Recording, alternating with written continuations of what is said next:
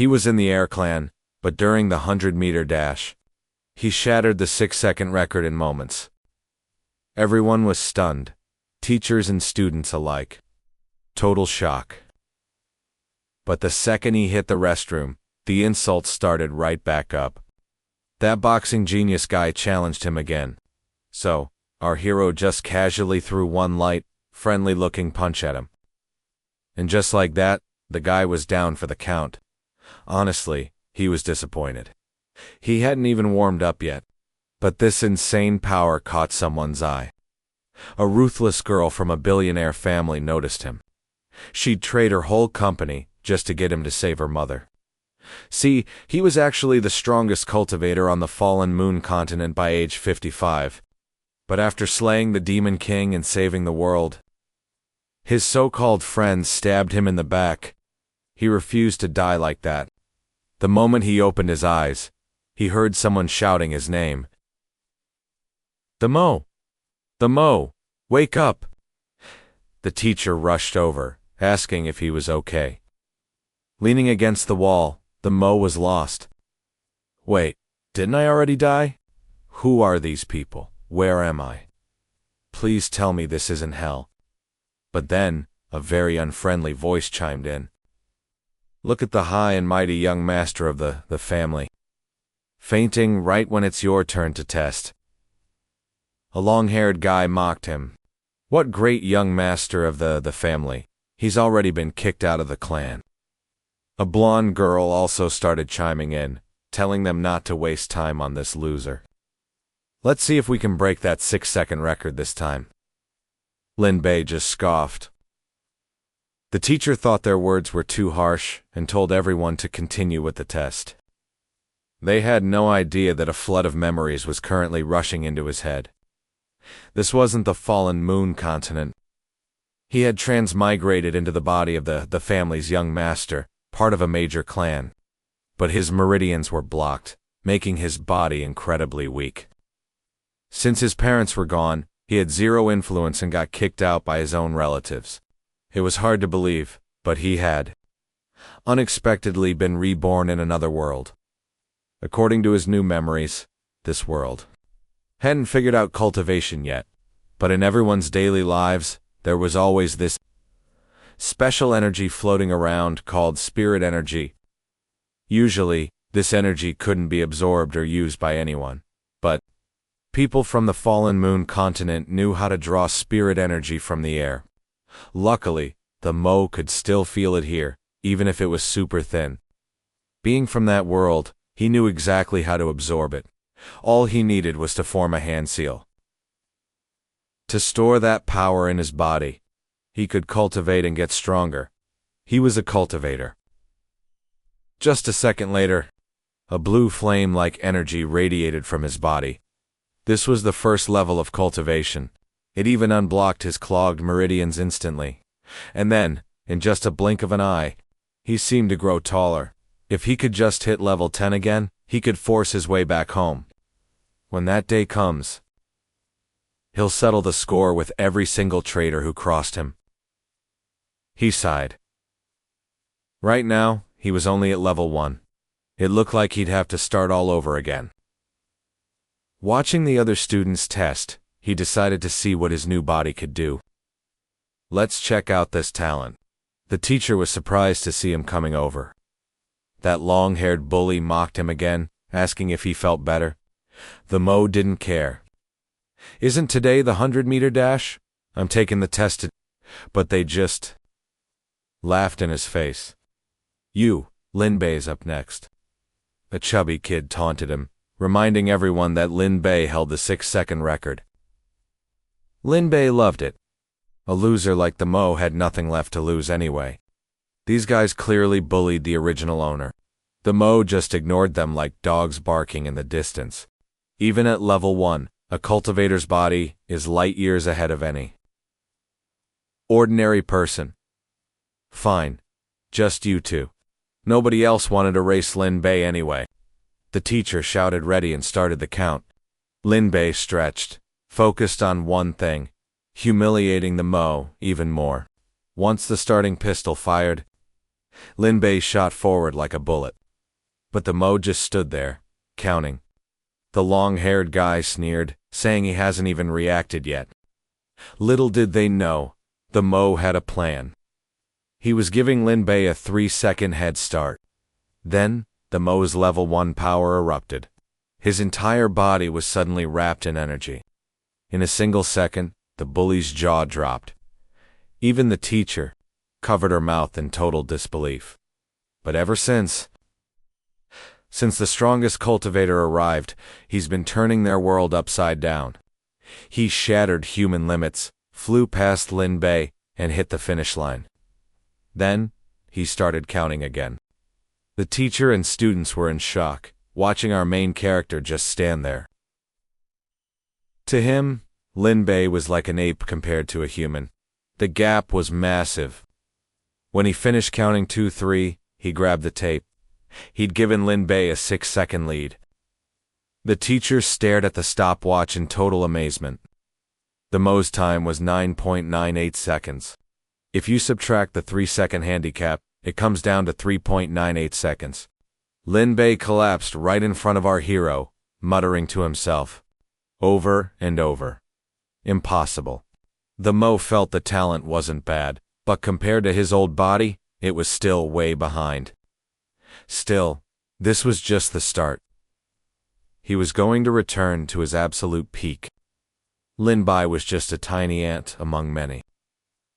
In the bathroom, the Mo stared at his reflection. To hit level 11th of cultivation again, he really needed some expensive medicinal ingredients. But the cost was insane. Lingidu was $20,000 per dose. And wood was $40,000 per gram. The cash this body's former owner left wasn't even close. The Mo gripped his phone, thinking hard. He could make bank selling talismans, but he only had $5. The tiny bit of cash in his wallet wouldn't even cover basic supplies. If he wanted revenge soon, he had to get rich, buy materials, and become much stronger fast. While he was spacing out, he literally ran into Lin Bei. He and his goons were hunting for trouble. So this is where you are hiding, you little brat? You made me look all over, and I am seriously ticked off today. I am taking this month's protection money early. The one talking was Lin Bei, the track captain. Standing next to him was Wang Bai, the boxing club leader. Right then, a few memories flashed through his head. It turned out, the original owner was a total punching bag for these guys. They shook him down every single month. He had actually just paid them last week. Lin Bei looked over at Wang. Brother Wang, I am counting on you. This kid is acting a little strange today. He is just a total loser, and I am the boxing champion. He threw a punch at the Mo. The old owner would have taken it, but not him. Our hero was seen simply dodging the punch. Too slow. Then Wang's chin slammed right into the Mo's solid fist. He was knocked out cold and sent flying through the air. In the eyes of a powerful cultivator like the Mo, normal people were just children. After taking care of Wang Bai, our hero kicked the long-haired guy. The dude didn't even have time to react. Seeing this, Lin Bei was completely shocked. Is this really the Mo? He glared at them, his killing intent overflowing. What is the matter, you scared Lin Bei? And the other guy felt totally humiliated and rushed him, swinging wild punches. But he caught both of their fists. They couldn't move an inch. Both of them yelped like dogs. You bastard, let go of me. The Mo just chuckled. Don't be in such a rush. We are going to take our time with this. Hearing that, the two of them were scared senseless. We were wrong. Please, we are begging you. Our hero threw them both to the floor. Now Lin Bei was shaking from head to toe. Brother, no, young master, please let us go. Wang Bai shakily tried to push himself back up. He clenched his fists and gritted his teeth. Nobody has ever dared to embarrass me like this. Damn it, how could I let you get away with this? What? Wang Bai threw another punch at our hero, but in a flash, he took a heavy hit from the Mo and started bleeding. Wang threw another punch, but in an instant, he took a heavy blow from the Mo. He immediately started bleeding and was sent flying into the wall. The Mo said grimly, "If there is a next time, I won't be this easy on you." By now, Lin Bai was terrified. "Monster! He is a monster! Don't come near me. I am sorry, we were wrong." The Mo's eyes were ice cold. "Now, give me back what is mine." Hearing this, Lin Bai stood there, confused. "Give you what?" The Mo got annoyed, his eyes looking like he would tear them to shreds in a second. Lin Bai's eyes went wide with fear. "Yes, right away." Then he respectfully handed over the wallet. "It is all in here." After leaving, the Mo felt he might have been a bit too rough, but he was sure they wouldn't talk. The students outside the bathroom were stunned. The moment he walked away, a voice called out, "Quick! Get Brother Wang to the school infirmary right now." The Mo felt he couldn't stay at this school anymore. There were too many prying eyes. He had to find a chance to move out.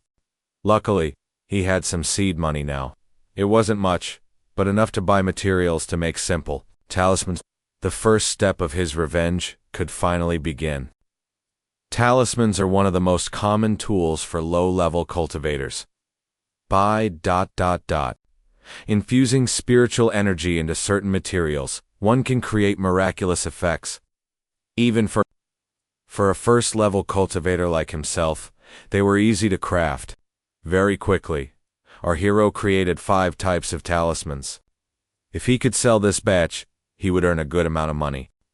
He could find a place to cultivate and buy more ingredients for his practice, but soon, 3 weeks had passed, and he still hadn't been able to sell a single one. People here were skeptical about talismans, thinking the Mo was just some nut. Suddenly, a cry rang out. The Mo was startled. The sound came from a yellow dog covered in nasty wounds. A second later, it collapsed right in front of him. "This is bad." It looked like it was on the verge of death. It must have been hit by a car. The Mo felt like this meeting was fate. "Okay then, I will use one on you." Just as our hero prepared to test his talismans, he grabbed a green healing charm.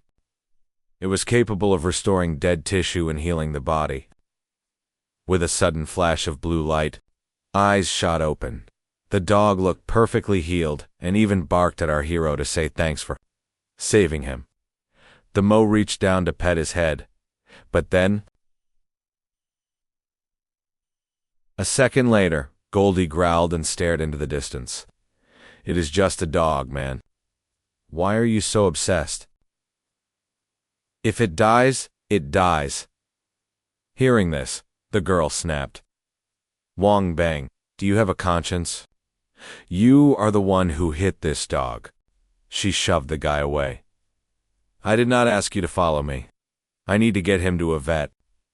But a second later, they were both in total shock. "Wait, is that the dog we hit? How is it perfectly fine?" The girl rushed over to the Mo. How did you do that?" But Wang Bang was not being friendly. "Hey kid, where did you even crawl out from?" She looked at Goldie in his arms. "I remember it getting hit. It was covered in blood and looked like it was going to die." Right then, the Mo noticed the bag in the girl's hand. It had an in-high hospital written on it. He figured she was worried about a sick family member.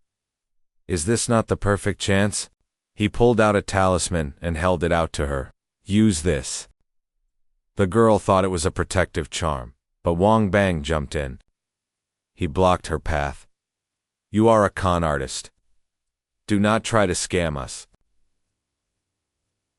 Win-win, do not believe this scammer. He probably threw the dog into traffic just to fake this whole thing. She ignored him. "Excuse me, Can your talisman save someone in a vegetative state? Fearing the Mo did not understand, she asked again. She looked so incredibly worried. The Mo figured she wanted to help a family member. Truth is, a person in a vegetative state has a damaged spirit. Spiritual energy can repair the spirit and the body. It is perfectly logical. This is a spirit talisman, and it is 100% effective for people in that state.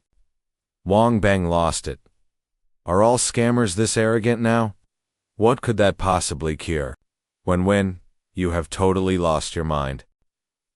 The Mo shoved Wang Bang aside. It is very simple to use.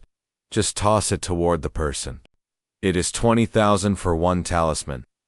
The small ones are 10,000. She immediately wrote a check. I will take $50,000 worth. Give me all of these. Wang Bang was not happy at all. When, you are insane. Get lost, you scammer. But a second later, the Mo grabbed his hand. Hard! Wang Bang let out a painful scream. Woof woof, I am conducting business. She is saving her family. Wang Bang felt his wrist snapping as the Mo's spiritual energy flared up. Are the one who needs to get lost? He tossed him aside, gave her the charms, and took the money. The yellow one is for protection.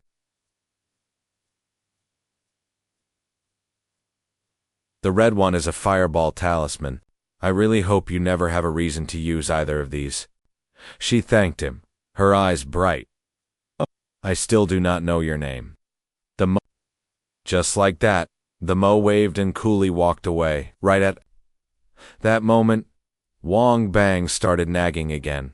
When you can tell he is a fake just by looking at him. She knew it sounded crazy. The chances were slim, but her mom was in the hospital. What if it actually works? Meanwhile, the was heading down the street. Now that I have some cash, I can find a quiet spot and look for herbs to help with my cultivation. The Mo was walking away with the money. I need to find a quiet corner and search for herbs. Just then, Goldie started barking wildly at something nearby. The Mo turned to look. Well, life is full of surprises. That is spiritual energy. Looks like Goldie is my lucky star. Then, our hero was shocked again. Is that thing in the garden, really? ... silver heart grass. Meanwhile, Wang Bang sat in the hospital as a nurse cleaned his hand. He groaned in pain, absolutely furious. That kid is dead meat if I see him again. Zhang was standing outside and heard everything. Wang Bang came here with good intentions to support you and your mother. How could you embarrass him like that? This reflects poorly on our family, he looked at her sternly. Getting mixed up with some street hustler. Do you have any idea how people are laughing at you? Nearby, some nurses were whispering. I heard she spent thousands on a paper charm. The councilman's daughter is not very bright, is she? The rich are so easy to fool. Jingwen looked crushed. I just want to try one more time. She stared at the talisman, feeling embarrassed. This could be the last chance I have to try. Zhang was livid. How many times are we doing this? Have you lost it? Now you are into this nonsense? What is next? A rain dance to summon the gods.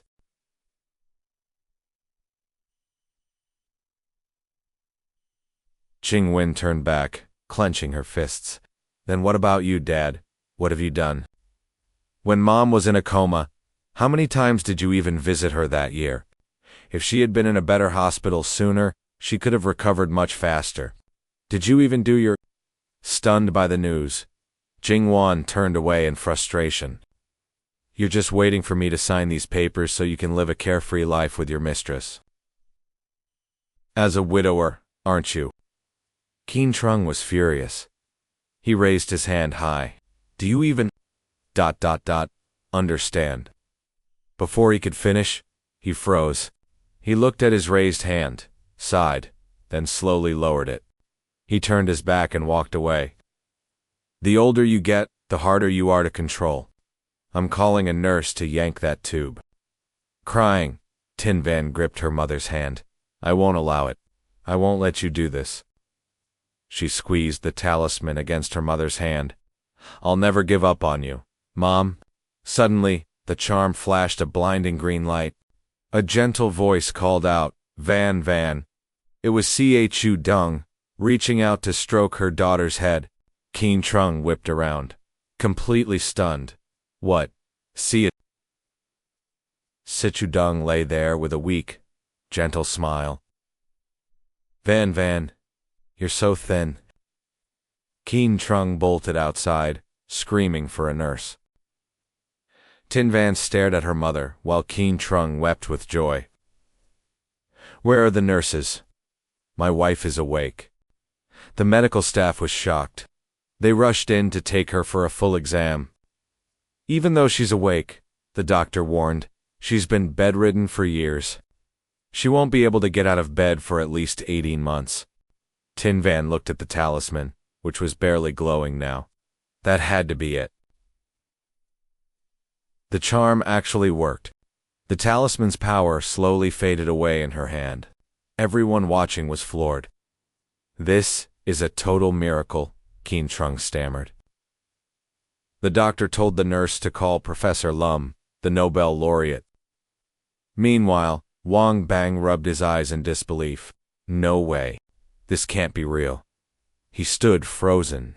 Could that person actually be some kind of immortal? Chu Dung sat up. You've had it rough lately, Van Van. Tin Van threw her arms around her mother, sobbing with relief. She wiped her tears, looking at her empty hand. Gods really do exist. If I could just meet him one more time, I'd give anything to pay him back. Meanwhile, Deep Mac and his puppy were hauling a suitcase into their new house. Deep Mac headed up to his bedroom. Well, I've moved out. This is step 1, in my plan to return to the Luoyu continent. I won't spare a single one of those traitors. He looked at his hands. To return, I must hit the 11th level of Qi cultivation. I need a spirit well and special materials. His face was full of murderous intent. You Luo, you scum. The day I crawl out of this abyss won't be far off. Deep Mac lay on his bed, staring at the ceiling. I've realized the spiritual energy here is vanishing. At this rate, real cultivation is going to be impossible. I need a spirit well or some rare materials to fix this. Finding an object packed with spiritual energy is my only shot. To think silver heart grass was growing right at the academy. These spirit materials are different from regular herbs. They can be refined into elixirs to help a cultivator advance. Now I just wait for the grass to mature. Once I have seeds, I'll refine a Qi gathering pill and hit the 2nd level of cultivation. He held the pot. Alchemy is too flashy and might draw the wrong crowd. You never know what could go wrong, so I've got to start training now. Later, in a busy part of town, the streets were alive with people. Deep Mac sat at a roadside stall, resting his chin in his hand. The herbs for a Qi gathering pill are way too expensive. I'm still short on cash. Setting up a stall isn't enough, and even though I'm trying to stay discreet while selling these talismans, I've clearly stirred up some trouble. He sensed something and glanced sideways. Those guys are back. They're keeping their distance and acting cool, but they're definitely watching me. They showed up 3 days after I opened. This is an organized operation. Today, they brought a crowd, so they've finally decided to make their move. Deep Mac packed his bag. Let's see who's so interested in me. Suddenly, Vong Xin called his name. Deep Mac, I haven't seen you at school. Are you really running a stall here? She was worried. He's weak, broke, and kicked out of his family. Did he really drop out? He remembered her. She was a classmate, one of the few people who ever stood up for the original owner of this body. Wang Xin dug through her purse. Here, let me lend you some cash. You have to stay in school. Deep Mac turned to leave. Sorry, I'm busy today. Let's talk later. Wang Jin frowned. Something was definitely wrong. Was he in trouble? Yima walked into an alley, sensing 7 people on the left and 3 on the right. His eyes narrowed. In that case, I'll just take care of all of them. Yama spun around and bolted. The guys trailing him jumped out. He's trying to run. Get him. They chased him deep into the alley until he hit a dead end. Wu Bai and Zhao Feng's group blocked the path, sneering at him. Hand over your stuff, kid. Deep Mac smirked. You've been watching me for days. What do you want? Who sent you? The man's eyes sharpened. You pissed off a major financial clan? Did you really think you could sell your junk here? Bad luck, kid. I don't get why the Ning family's young lady would like a useless piece of trash like you. Woo, Bai snickered. You'll have to wait for your next life to enjoy that. Deep Mac thought of Ning Qingxue. According to his old memories, they had been engaged. But since I was weak and got kicked out of the family, that engagement should have been cancelled. Is the Ning family really trying to kill me over that? No. Something feels off. Someone else is behind this. I'll have to beat the truth out of these guys. Wang Ying watched in terror as the armed men surrounded her friend. These thugs want to kill the Mo. How did he ever get mixed up with people like this? The Mo is already so weak he can't even handle a normal person, and these guys are fully armed. She grabbed her phone. I have to call the police right now. Suddenly, a massive figure appeared behind Wang Ying. Oh, look what we have, Hera, little stray cat. Li Chong grinned wickedly, grabbing the hand holding her phone. Just as she tried to make the call, Zhao Feng's group was drawn by her voice. Let me go. They turned to look. It's the boss. The boss is finally here. Li Qiang gripped Wang Ying's hair tightly. The Mo tensed up. Wang Ying, what on earth is she doing here? Li Chong looked at her. You're quite the ladies' man, aren't you, kid? The beauty from the Ning family wasn't enough, so now you've got another girl chasing you. Wang Ying screamed. The Mo! Run! They have knives. She looked at him in terror. You can't touch me. I'm from the capital's Wang family. Hearing this, he just burst out laughing. The Wang family? Ha ha! Li Chong glared at her with cold eyes. If I take care of you two out here, who's ever going to know? He pulled out a knife. Seeing the blade, Wang Ying trembled even more. No, no, please. He licked his lips and swung the knife hard at her. Be more careful in your next life. The Mo lunged forward like a blur. He struck the man's wrist hard, forcing Li Chong to drop the knife by reflex. The Mo quickly drew his hand back to gather momentum. Even though this move grabbed everyone's attention, he thrust his hand forward, grabbing Li Chong's entire face in his palm. The man was stunned by the speed. What? The Mo slammed his body hard against the wall, sending up a cloud of dust and sand. Surrendering without a fight. That's never been my style. As the dust settled, Li Chong was revealed to be unconscious. The wall was cracked to pieces, and fresh blood spurted out. What? Wang Ying was stunned. Is this really still the Mo? Zhao Feng's group was also dumbfounded. They couldn't believe their eyes, stammering, This guy. The Mo's face was grim. I'm only going to say this once. Who ordered you to do this? Meanwhile, in the city, Shuai Dao was driving when he got a report. Brother Yang's, Scarface's crew is on the move. He was surprised. Today? Where did they go? The person on the other end reported they went behind West Road District. There are about 30 of them, and it looks like they're confronting a young man. They've also got a female hostage. Shui Dao swerved the car sharply. Inform headquarters immediately and dispatch more men. But don't notify Wang Lei just yet. And you, kid, don't you dare rush in there, do you hear me?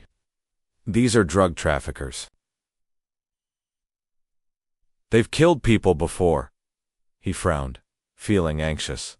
Hello, are you there? Talk to me. A trembling voice came over the radio. Captain, I don't think we need to send anyone. The officer at the scene was sweating bullets. That young man? He's already taken them all down, every single one of them. The thugs were sprawled out across the alley. The Mo held Zhao Feng by the head with one hand as the man stammered. Are you really that useless piece of trash from the family? Scarface never should have taken this job. The Mo's eyes were filled with danger. Where did you get your info on me? The Ning family, or the family? You have 3 seconds to get your words straight. The man was trembling so much in fear he couldn't even speak. Wait for me. Shuai Tao ran over from a distance, shouting to stop him. Stop, kid. Don't do it. If you go any further, the nature of this incident will change. He glanced over, thinking to himself, the police. What timing? He hesitated for a moment. Should I just finish this? After all, these guys have already seen what I can do. In the end, he compromised and let go. I know. Zhao Feng let out a sigh of grateful relief. I'm saved. The Mo knew his current strength wasn't enough to go against state authorities. As for Shuai Dao, I was so relieved. I'm glad I made it in time. I really can't believe that this one person could do all this. The image of him standing among the bodies on the ground flashed through my mind. For one guy to take down so many drug traffickers alone was truly unbelievable. Hello there, kid. My name is Shuai Tao from the Ninhai City Inspection Office. Wang Ying peeked out from behind him and greeted them back. He then added, Don't worry, my partner saw everything you did. Lan Van waved. Hello, I'm Lan Van. Hearing those words, he grew wary. So they saw everything, huh? As expected, the government's surveillance network is everywhere. Shuai Tao explained that Lan Van would take their statements soon. We won't ask any questions unrelated to the case, he promised. Yes, Brother Shuai suddenly. A voice came from behind. Chief Wang. They're over here. Wang Lei walked over and spoke up. If I hadn't shown up, you would have let the suspect walk free. You stewed. You're suspected of assault and disturbing public order. We'll be arresting you in accordance with the law. He leaned in close, holding up a paper. This is the arrest warrant, Wang Ying protested. What are you talking about? They were the ones who threatened us. Wang Lei shot her a venomous glare. Threatened. All I see is you beating a group of ordinary citizens until their limbs were broken. Shuai Dao angrily grabbed Wang Lei's shirt. Don't you know what kind of people they are? What nonsense are you spouting? He shot back. I know exactly what I'm saying. Since when does a third-rate inspector like you get to question me? Think I can't strip you of that uniform? No. He was fuming, about to snap and lose it. Seeing the tension, Levon grabbed his arm to hold him back. Brother Dune, chill out, calm down. Suddenly, a voice sliced through the argument. Fine. I'll go with you. Jun Tweet was shocked. Kid, what are you saying? But Deep Mac knew the truth now. Whoever was behind this had gone to extreme lengths just to take him out. He does. Shrugging it off, he thought, This criminal actually has some sense. This kind of drama would keep happening, so it was a perfect chance to get intel. If he didn't deal with this snake in the grass now, he'd never be able to cultivate in peace.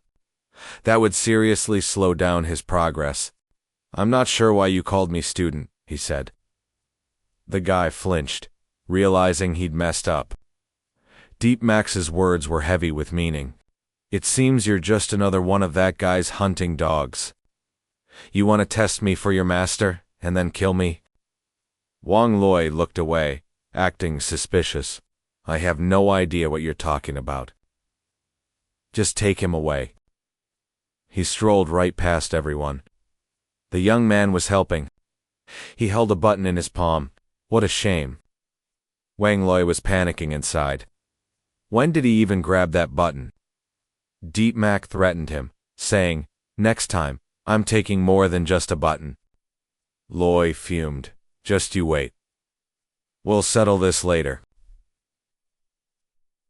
The scene shifts to a cold prison cell with iron bars. A prisoner sits cross-legged, silently facing the wall. A guard walks by, tapping the iron door with a baton. He announces, "The guy you've been waiting for is here. Higher-ups want him dead." With a savage grin, they escorted Deep Mac inside. So, this must be the prison. With a heavy click, the door in front of him swung open. The two officers stopped. "You're going in there alone." Iron door slammed shut. Deep Mac guessed they were preparing a private execution. Execution. Interesting. His face didn't show even a hint of fear or worry. Could this guy be the mastermind behind it all? Chu Tuan finally spoke up. "For years, I've had one rule: don't touch ordinary people. A normal person like you is just too weak for me." His voice was full of contempt. "I'm Chu Tuan, and I'm here to send you on your way. Don't struggle, Deep Max." Deep Max's expression hardened. "Another assassin sent after me. From the moment I stepped into this room, I felt a strange numbing sensation." The two stood in silence. He realized now, "I'm sure of it. Even if it's faint, I can feel it radiating from this man." A special aura was coming off Chu Tuan. It was spiritual energy. With his massive, overwhelming physique, he said, "I'll give you a painless death." As soon as he finished speaking, he lunged. But in a flash, Deep Mac vanished, reappearing elsewhere and dodging the blow. This left Chu Tuan completely stunned. "Wait, what?" Suddenly, he appeared and punched him square in the face. "You got one thing wrong." Deep Mac's voice was heavy with authority. "In here, you're the weak one." Chu Tuan took the full force of the punch and was sent flying back. But he wasn't giving up yet. He reached out and grabbed his leg. Then, using his massive strength, he slammed Deep Mac onto the ground and decisively tossed him away like he was just a ball. It was nothing. Deep Mac flipped and landed perfectly on his feet. Chu Tuan said, "I'll admit, I underestimated you. Next, you're going to suffer." Deep Mac ignored him, standing silently. Then, like a phantom, he vanished. He reappeared like the wind right in front of him, delivering a massive punch. The force was so insane it sent Chu Tuan flying across the room. He slammed into the wall, cracking the concrete. He coughed up blood instantly. This strength, before he could recover, Deep Mac appeared above him, bringing a brutal kick down. He had no time to defend himself. "I'm dead. I'm dead." A kick like a thunderbolt sent rocks and debris flying everywhere.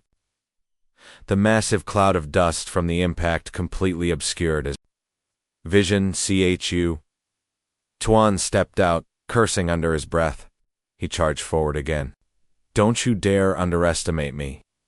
But the mode dodged him like it was nothing. He countered with a direct punch to the gut, causing him so much pain, he coughed up blood and slid far backward.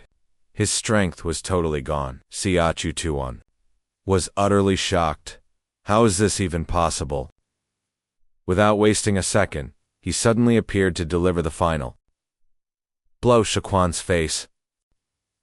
Blow Chuquan's face was slammed straight into the pavement, shattering the tiles.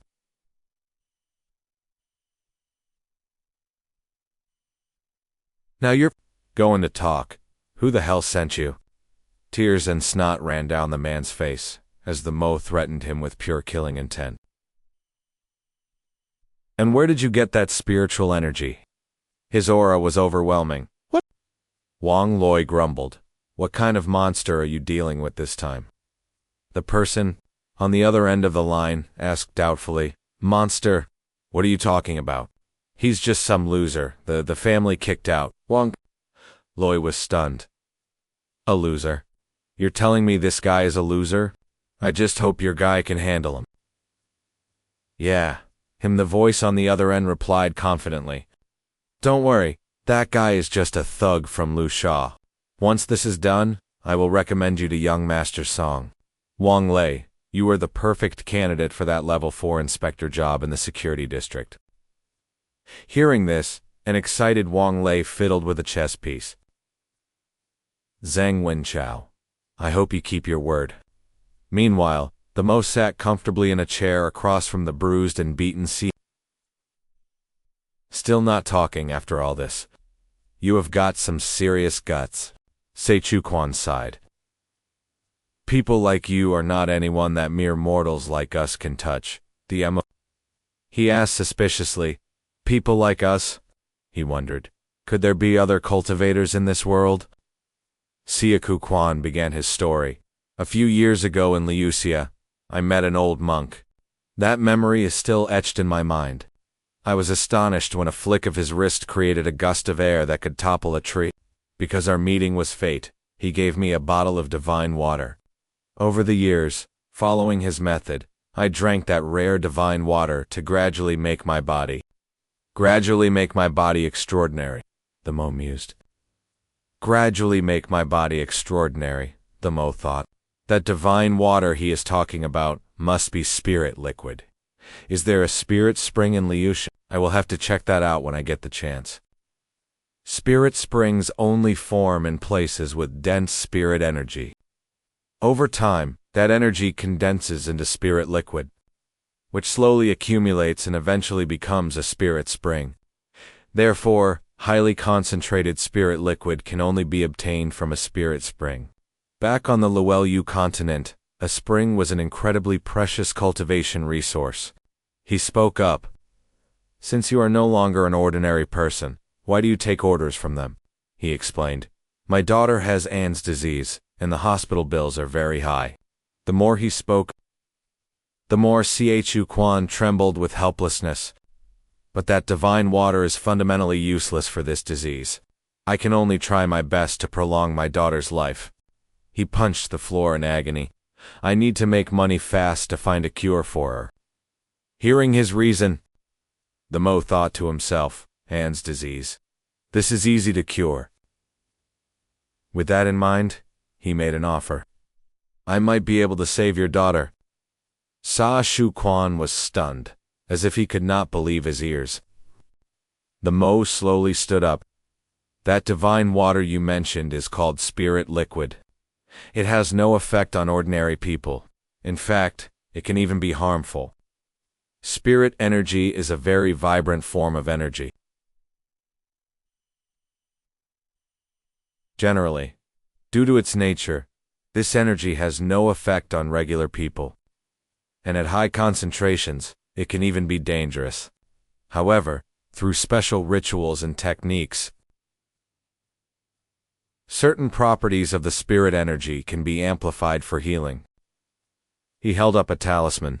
For example, its healing properties. Chu Quan jumped up. Spirit energy? This is a talisman. Can this thing really work? He pointed the talisman at Siku Quan. A green light enveloped his body as he watched his wounds. Gradually heal. Siachu Quan was astonished. It can actually heal them.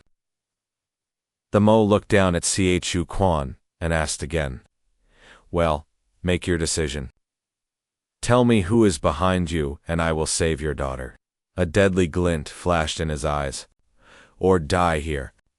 Faced with such an offer, Chu Quan could only laugh wryly. He looked up at the Mo. You really are no ordinary person. The one who contacted me is Zhang Wenchao. Everyone calls him Young Master Jianga. That moment, the young master was on the phone. Wang Lei, that useless piece of trash. He actually got scared off by that weakling from the family. Inside a luxurious room was Zhang Wenchao, the boss of the Huangshan Club. He smirked. My love, shall we continue? Wenchao gave a fake smile. Tell me which piece of meat you want to eat. And tell me what you want to drink first.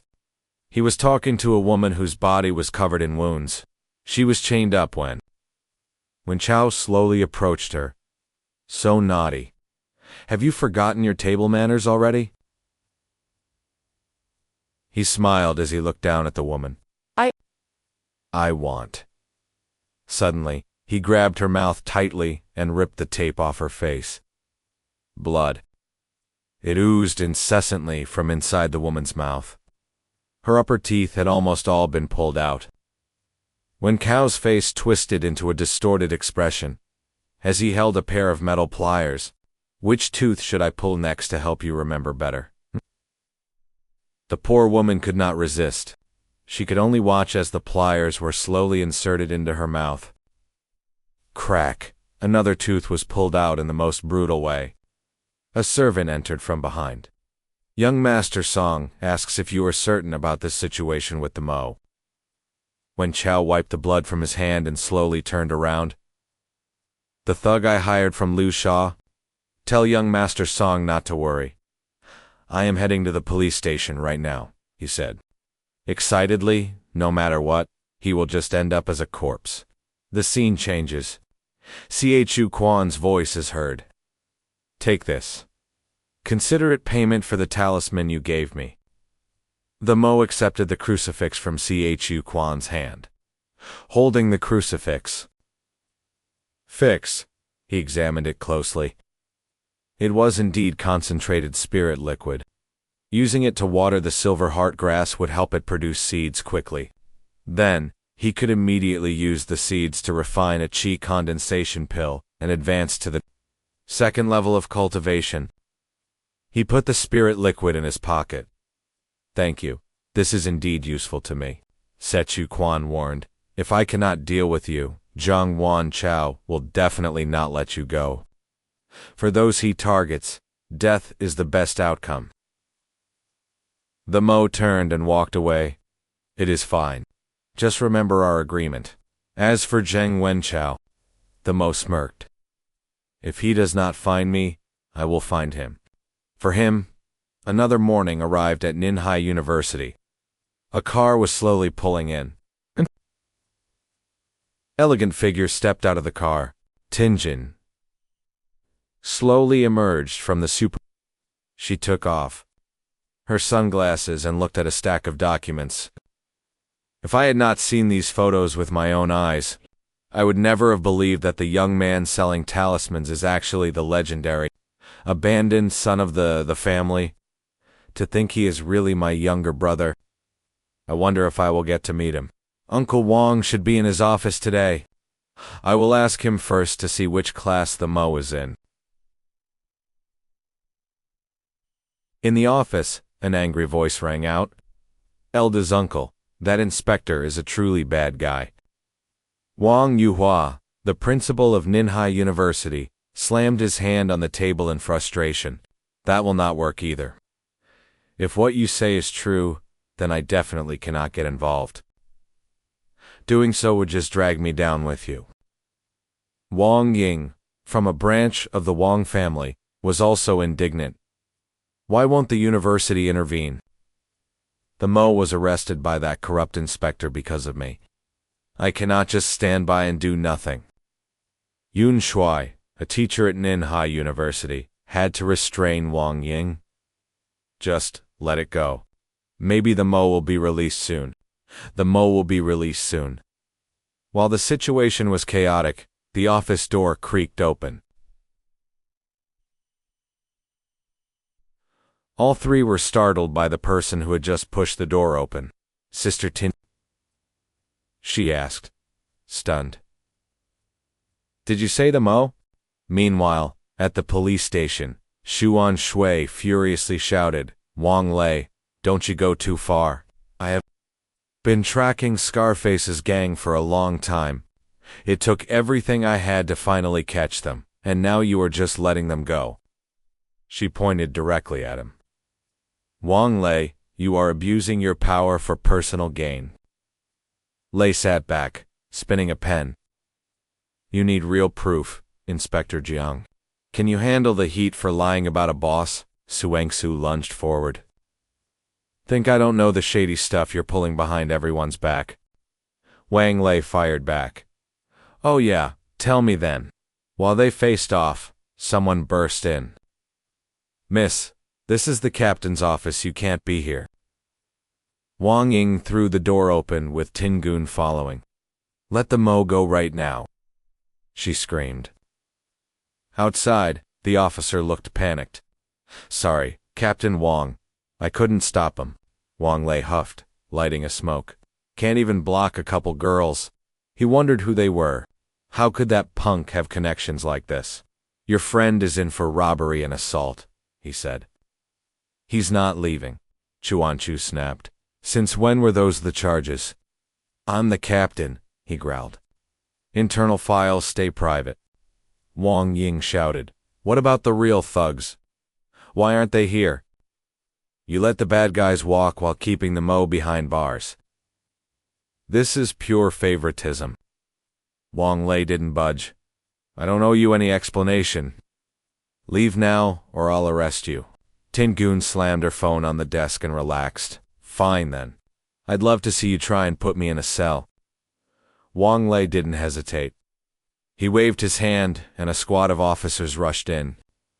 Take them to the cells to cool off. A wicked grin crossed his face.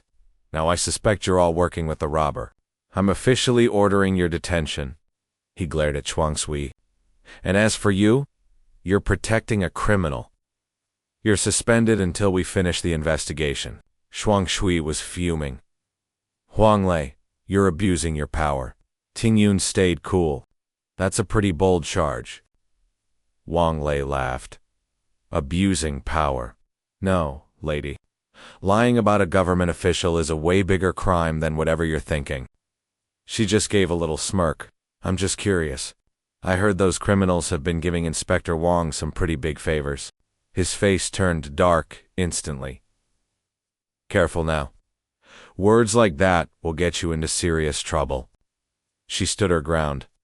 Can I use money and power against the MO too? He took a puff of his smoke. People with cash and influence always get special treatment. Your friend's fate was sealed a long time ago, and that definitely includes the rest of you. For instance, Inspector Yang is about to attack, and he'll fight heroically to the finish. He smirked. You're all dying right here. Suddenly, Ting Yun spoke to the room. Did you catch all that, Chief? A voice boomed from the phone on the desk. Every single word. Wang Lei started shaking. Chief. Police chief. Tin Van. With an arrogant tone like that, do I even need to tell you who I am? The chief's voice was firm. Wang Lei is suspended immediately. We're investigating organized crime links, abuse of power, and threatening a council member's family. I'm on my way right now. Wang Lei felt his legs go weak. A relative of the council. Who on earth are you supposed to be? She introduced herself calmly. I'm To Tin Van. From the To family in Nin. The more he heard, the more terrified he got. The To family. How does that kid know anyone from a family that powerful? Inside his cell, The Mo was looking closely at the item Chu Tuan had just handed over. He held the cross.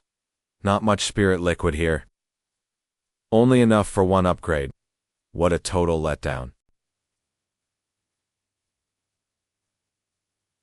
Suddenly, a noise echoed from outside. Someone was coming his way. A familiar shadow slowly walked toward his cell. The door creaked open, and he couldn't believe his eyes when he saw his visitor. He was stunned to see who came for him. Tin Van and Vung Ding. They both entered the room. "Hey there, classmate. It has been a long time." Elsewhere, Van Q smashed his glass in a rage. "A bunch of useless losers," he yelled, sitting down. "One gets thrashed, and the other gets locked up. Totally pathetic." He ground his teeth. "If I failed the Tong family, I'm dead meat too. Damn it, this whole thing is a mess." Quinn stood nearby. "Young Master Trin, what should our next orders be?" Van Q balled his fists. "Get our toughest guy. Have him beat that punk until he's barely breathing. We need to show the Tong family we're serious. I want to personally break that piece of trash myself." The news was playing on the TV. Basically, every single one of those reasons had wiped out my savings. In front of me sat the Holy Cross, flour, an alchemy furnace, and a green condensing fruit. The furnace glowed gold. Success. A spirit pill. A hand grabbed the spirit pill and popped it into his mouth. The Mo hovered in the air. This chi condensing pill is insane. Even as a simple pill, the effects from this spirit liquid are massive. I finally made it. Level 2 of the innate stage at last. A bright golden light filled the entire room. The Mo stepped out, looking at the dog on the floor. "Long time no see, Van and B. From now on, not even a bullet can touch us." I used all the liquid though. Next time I'll need even more energy. According to Chu Tuan, Luzhou Town is the place most likely to have a spirit spring hidden away. But trying to cross the border officially is way too risky. Chu Tuan said if I find a guy named Snakehead he can sneak me across. He checked the paper in his hand. But Snakehead wants a fee of $100,000. Right now, that's way more money than I have. Suddenly, a beauty salon commercial popped up on the TV. One injection for eternal youth. It's the top seller on the market right now. What are you waiting for? Get one shot for $19.99, the lowest price in history. The Mo reached for the green box sitting there on the table.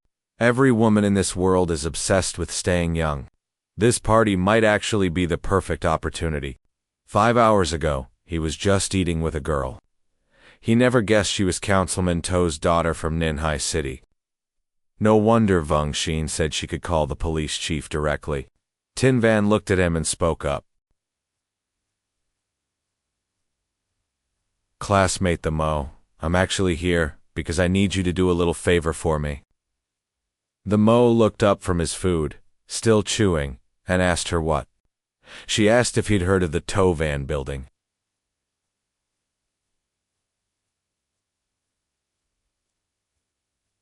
The Mo held his chopsticks. "Yeah. That massive cosmetics headquarters in the city, right?" Tin Van reached out. "That building is mine. Tomorrow night, I'm throwing a rooftop party to celebrate my mother getting better. I was really hoping you could come." The Mo looked surprised. The skyscraper was huge, with the top floors glowing in the night sky. On the roof, people were laughing and having a great time. Mo thought to himself, I can't make true spirit pills yet. But simple medicine is no problem at all. He looked at the item. Like this beauty-retaining pill, for example. The Mo opened the box, showing a white spirit pill. This isn't hard for girls. On the Luoyu continent it's super common there. But here? These are all wealthy high society women, selling 3 or 4 hits, my 100,000 goal. He looked at the woman in the crowd. Tonight is my shot to launch my brand. Engadim spoke up. Tin Van is 30, not some kid anymore. Tu Van added. Isn't that the truth? Our big sister isn't getting any younger, but she gives no thought to our family duty, Engadim continued. Second sister, can't you handle this for Tin Van? Look at her. She is getting so old now that no man will ever want her. Tu Van sneered through a cloud of cigarette smoke. Serves her right for being selfish back then. Now she's just a withered old crone who brings nothing to the family. Tell me, isn't she just a massive burden on us? Nayland started timidly, but a sharp voice cut her off. What is it? Can't even get your words out? Tu Dong snapped. Tu Van, that is enough. Tin Van, while pushing a wheelchair, spoke up to, Our grandmother passed away so early. If our aunt hadn't raised us all when we were just kids, she wouldn't look so worn out. Still smoking, sis. Look, I am only doing this for the family good. Now that you are finally thinking clearly, we need to push Jingguan to go through with the deal. Chudong choked on the smoke. Jingwen rushed over. Mom, are you okay? Tu Van smirked, hands in his pockets. A woman who gets this old without a husband or kids is just defective merchandise. The Wong family is a great deal. Marrying her off solves a huge problem for us. Nalam spoke up softly. Jingwen has her own plans. Tavan blew smoke, his voice full of mockery. Her plans? He glared at her with pure contempt. Having those kinds of ideas at her age is just a sign of selfishness. Tu Van raised an eyebrow and grit his teeth. Do you really think opening some skincare company makes you young again, President Su? Actually, it can. A voice cut through the room. The Mo's expression darkened. This man used the phrase defective merchandise to describe a woman who has achieved so much in business that is truly pathetic. Your eyes are bloodshot and you're totally ignorant. Hilarious. Tu Van's face twisted as he screamed, Who the hell are you? How did you even get in here? He pointed at the crowd. Security! Where is security? Jingwen stepped forward. This is the Mo. He is the guest who saved my mother. Chudong took the Mo's hand. So you are the one who sold that charm. To Jing. Thank you so much, young man. The Mo bowed and stepped back. Don't mention it, ma'am. Tavan covered his nose with a handkerchief. What charm? You sure you are not getting played by a con artist? Your mother got better because of real medical science, not some magic trick. The Mo turned to him. I have researched time and value, and I am also President Su's business partner. Jingwen looked at him, stunned, repeating those words. Someone in the crowd pointed at the Mo. What is this guy talking about? Why is he even here? The Mo calmly answered the earlier question about whether cosmetics could restore youth. He held out a box containing a spirit pill. This can give everyone the answer, Engadim smirked. What is that? Just more smoke and mirrors? The Mo walked to Nalam and opened the box. Ma'am, could you do me a small favor? She looked surprised. Help you with what? He held the box toward Nalam. I am inviting you to try what is inside this wooden box. Nalam stared at the glowing wooden box in shock. Inside sat a single, radiant spirit pill youth-preserving supplement. Tu Van pointed at the Mo and yelled, Lies. That junk is probably poison. Nayland looked at the pill. Can I really eat this? Jingwen smiled. The Mo is my partner. I trust him completely. I will try it, Tudong spoke up. No, let me. He saved me. I trust him. The crowd started whispering. How can medicine like that even exist? The Mo leaned in and whispered to Nalam. Don't you want to feel young again? Nalam remembered the insults. Wilted flowers don't get butterflies. You're too old. An old cow chasing young grass. Her face darkened. I will eat it. She reached out and took the pill from the box. Nalam squeezed her eyes shut and put it in her mouth. I will do it, Engadim gasped in shock. She actually ate the thing. Nalam's face flushed a bit, but nothing else happened. Was it a fake? Was it poisoned? Tavan pointed and laughed. I knew this guy was a total fraud. Pretending to be a master. How did we let a scammer in here? Nalam's skin became tight and smooth. Her lashes curled, and her lips turned pink. The crowd screamed, "Look at her hair and skin!" A man brought a mirror, gasping, "It is actually changing." Nalam covered her mouth in shock. This is really me from when I was young. Engudim and Tavan were stunned. A woman rushed forward and grabbed his hand. The pill, she beamed. How much? I want one. The Mo replied, 1 pill is 20,000 yuan, but I only brought 10. The crowd swarmed. I will pay 30,000, 50,000. I will transfer 70,000 right now. Tavan looked at the crowd of fools. Who cares about 1 pill? The technology behind it is what matters. If I get the distribution rights, I will be back on top. Engudim spoke up. But didn't our company go bankrupt? Tavan pointed right in her face. Shush! Say one more word out of line, and I will sew your mouth shut. He flashed a wicked smile. That little punk knows nothing. We just need to keep him here until Jingwan is married into the Wang family. Huang Tian stepped out with a smirk. Mr. Our group will pay 200,000 for your rights. Lin Nan stepped up. 200,000. We will offer 1,000,000. Tu Van pushed between them. Mr. The is our guest. He would not work with you. He turned to the Mo. Let us talk in private. I will offer 1.5 million for the dealership. We split profits, 70. The Mo said casually. 70-30. So I get 70 and you get 30. 30 auntie. What about the Zhou family channel? Jingwen asked doubtfully. The Zhou family? The Zhou family channel? Yu, Yan, and Ziwan said together. Jingwen, what do you mean? We are family. Jingwen's face went cold. Family. Last week you mortgaged the company. Grandma left us to gamble on contracts and lost 80 million. Did you think about family duty then? Ziwan started sweating. What nonsense are you saying? Jingwen held up her phone. The bank's notice and the debt collection letters. Do you want me to read them all? Chu Rong asked in shock. He mortgaged Mom's company. Z1 was terrified. How did you find out? Did you investigate me? Jingwen crossed her arms. You only came here to beg Mom for money. Just like you begged for the company. I will not give you a cent. You want something for nothing? He does not even have the money. He is probably just trying to trick us again.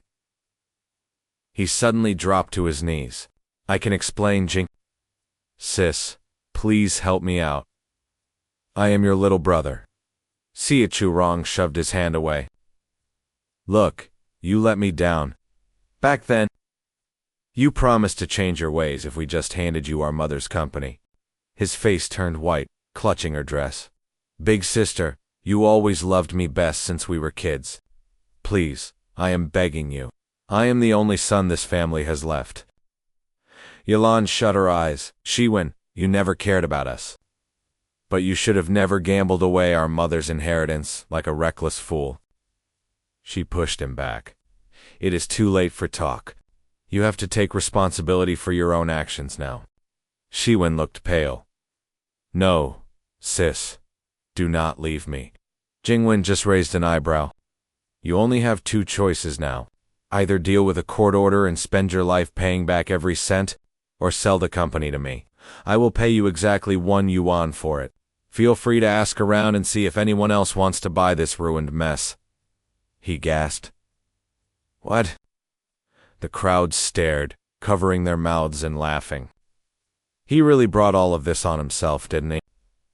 Jingwen turned to her friend. Hey, there are some heavy hitters at this party. I can introduce you. By my math, this pill dealership is worth $2 million max. And you get an 80% cut. Choose wisely. The Mo spoke up. That is true, but I will only feel safe if I partner with you. He sat in a shimmering golden car. Your place is not too bad. The Mo hopped out. Yeah, I found this spot through a real estate agency. He looked at Jingwen. Thanks for the ride home.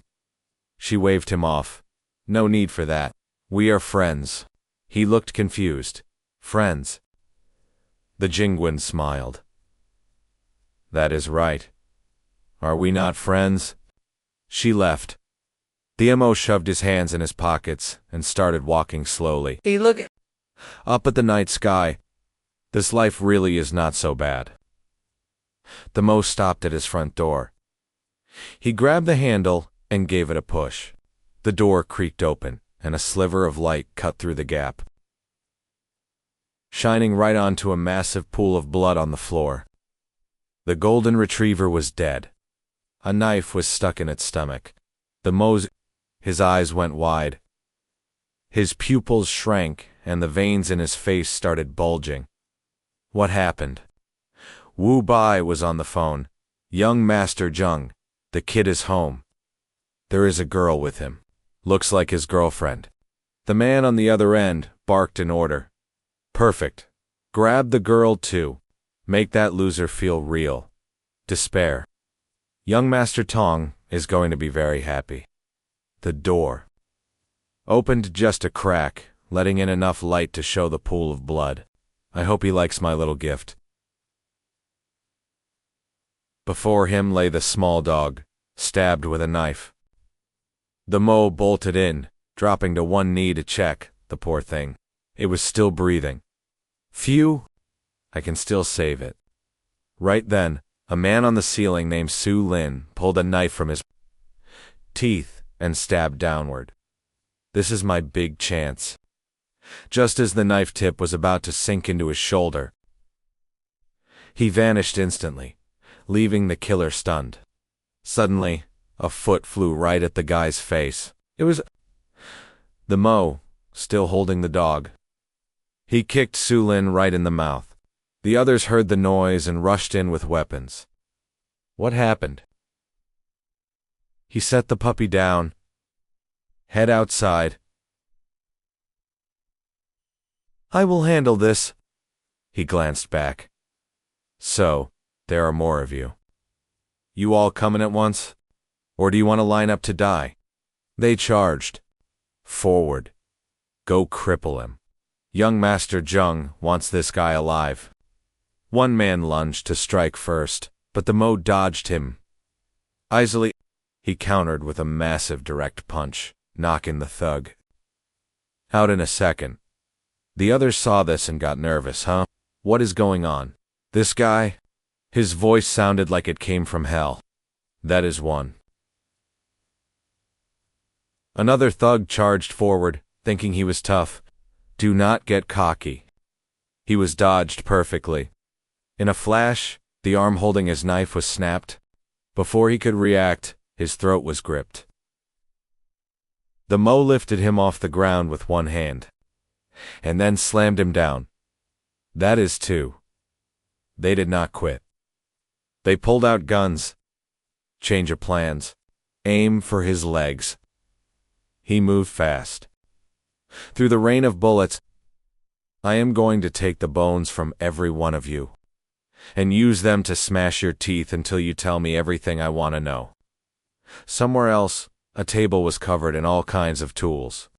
Until you tell me what I want to hear. Elsewhere, a table was set with all sorts of tools. When Chow picked up a dinner knife, I thought she was just small fry. I never expected her to be the woman every man in the city dreams of. Su Jian. Su Jianzhang's precious daughter. Su Ji. He had a creepy look on his face. Suddenly, the phone on the table rang.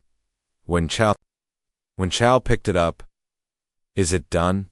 Did you take out that brat the Mo yet?" a voice replied. "Your guy is sleeping permanently now." He was stunned. The Mo continued.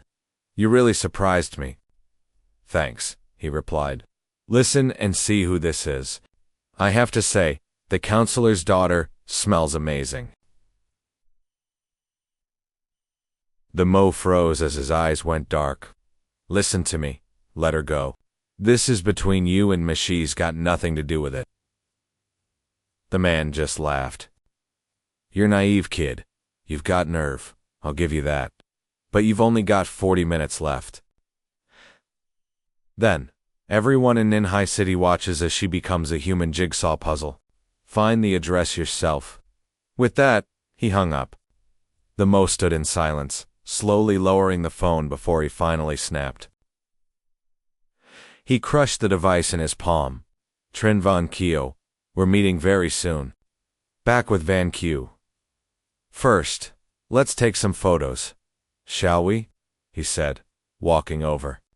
He ripped the tape off the girl's mouth. Suddenly, a loud knock echoed at the door. Why now? Why at this exact moment? What is it? The guards reported. Young Master Trin? The warehouse fire suppression system just went off. Van Q froze. Didn't you idiots disable those alarms? If an inspector shows up, we're done. Stay here and guard her while I check it out. Suddenly, shouting broke out. Who are you? What do you want? One of the guards was sent flying, crashing straight through the bedroom door. Inside, Tin Van was tied to the bed. She struggled, trying to lift her head. Her eyelids fluttered as she tried to call for the Mo. 1 hour earlier, Chu Tuan sighed at the paper. What a pain. It's late and I still have to deliver this smuggling letter to that kid.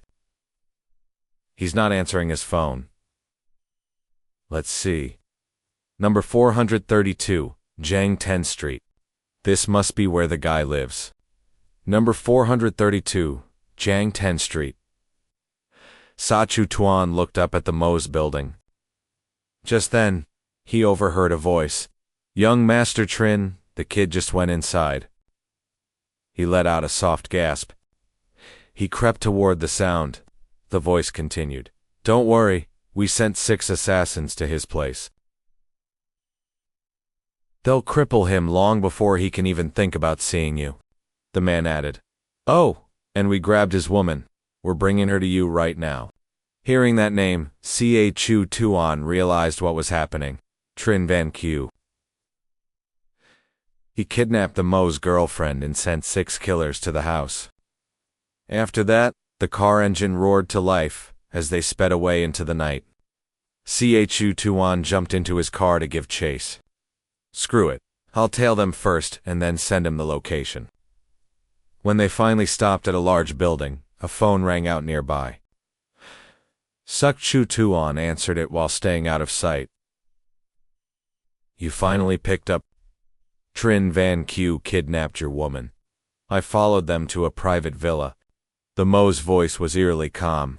Is it number 32 Ninhai Street? Chu Tuan was stunned. How did you know that?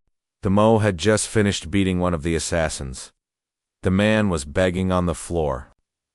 I'll talk. Just stop the pain. Just stop hurting me and let me die. The Mo spoke into the phone again. I need a favor. Rescue my girlfriend and get her out of there. As for Trin Van Q, the Mo's eyes burned with cold rage as he spoke. I'll personally send that man to hell. Meanwhile, inside the villa, 2 bodyguards stood waiting outside a bedroom door. Trin Van Q stormed out, yelling, Damn it. Didn't you guys disable the alarms? If an inspector shows up, we're screwed. I'm going to check it out. You to stay here and guard the girl? Meanwhile, Chu Tuan had already managed to slip inside the house. The 2 guards looked at each other and sighed. This job is getting ridiculous this year. That woman inside can't even move. Suddenly, the bald guard flinched and shouted. Who's there? Who are you? Chu Tuan radiated a powerful energy as he approached. The other guard panicked. What do you think you're doing, old man? He just smiled and warned them. Sorry about this, guys, but this is going to hurt. A few moments later, the bald man was down and coughing blood. Ce Tuan entered the room. He saw Tin Van lying tied on the bed, whispering the Mo's name. He scratched his head, feeling flustered. Damn it, kid, you owe me big time for this. He slung her over his shoulder and turned toward the exit. I have to get her out of here now. He started running toward the door, hoping to slip out the back exit. Before the guards could react, his hand reached for the doorknob as he did the math. My car is parked just behind this gate. With the alarms blaring, they probably won't be back in time. Suddenly, a bullet tore through his thigh. Ce Tuan collapsed, quickly, using his hands to shield her head as blood gushed from the wound. On the other side, Trin Van Q held a smoking gun and smirked. Looks like my shooting skills haven't gotten rusty at all. Her subordinates started flattering her instantly. No wonder you're a god with a pistol, Miss Trin. Exactly. Looking at the man, Chu Tuan worried. How did he get back here so fast? Trin Van. He walked closer and asked Chu Tuan, you actually have the nerve to show your face to me? Chu Tuan struggled to stand. Mr. Trin, it's been a while. The man just burst out laughing. Today is a great day. Now I can think of all the ways I'm going to torture you both. Trin Van Q gave a cruel smile. I'm so happy. His voice was dead calm as he sighed. This is so unfair. If you want my life, come and get it. Outside the villa, Deep Mac had finally arrived. The guards saw him and raised their weapons. Who's there? Stop right where you are. His body radiated a terrifying killing intent. As he slowly walked toward the entrance, one guard blocked Deep Mac's path. Hey asshole, I'm talking to you. Get lost. Without a word, Deep Mac threw a heavy punch straight at the man's face. He was sent flying. The other men were shocked. What is this guy? They all charged forward to attack him at once. Deep Mac easily knocked them away, one by one, with a single fluid motion.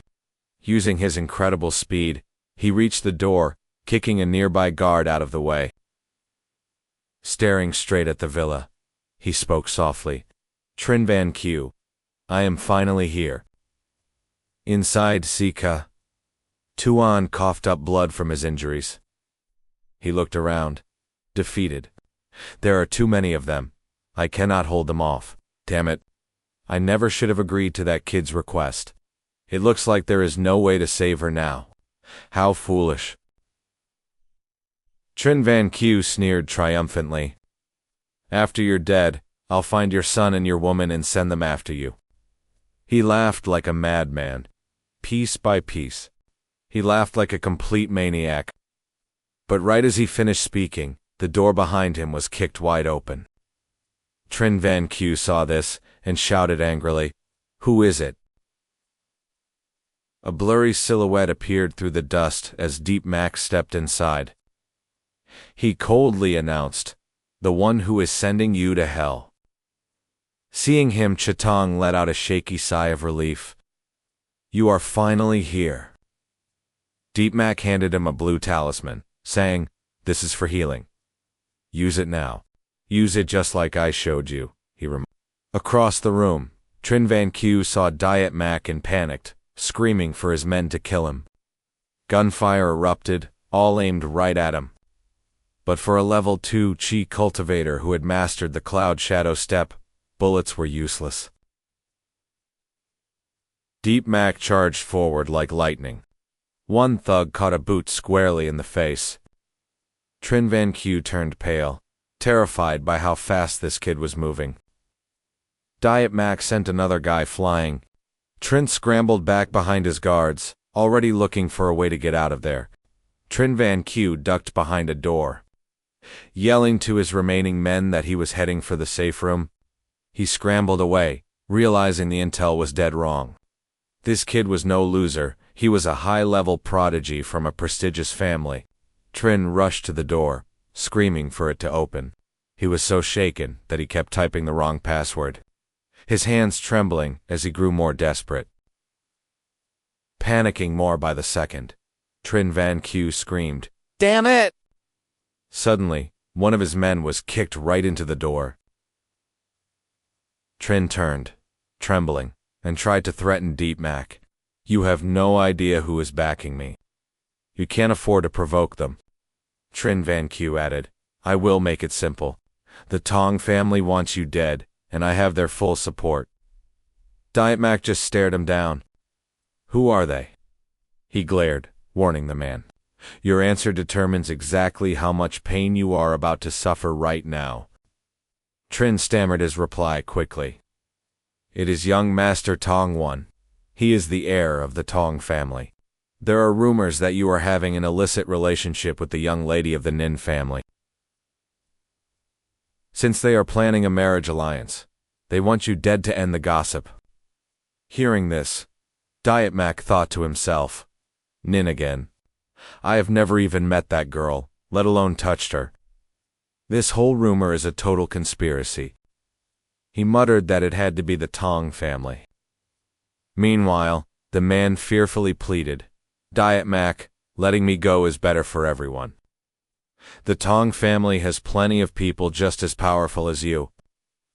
Even young Master Tong himself is just as strong as you are." Hearing this, the Mo frowned, realizing that Song Shaowen was also a cultivator. Zhengwan Chao added, "Just let me go and I will help you survive. You will see my value one day, I promise." He could not help but scoff. "Your value?" Thinking he had a chance to live, the man replied, "Exactly. You should be smart about this, kid." But a split second later, Zhang Wenchao took a direct punch from the Mo. The force sent him flying backward, smashing the door right down. Suddenly, the terrified scream of a girl echoed from inside the room. Inside, there were dozens of captured girls, their bodies covered in wounds. Seeing this, the Mo was filled with rage. He stood there silently. He silently observed the entire horrific scene in that room. Rage surged through the Mo's mind. He said, "As for your value, let them help you find it out." He swung his blade, instantly cutting all the chains, holding the girls.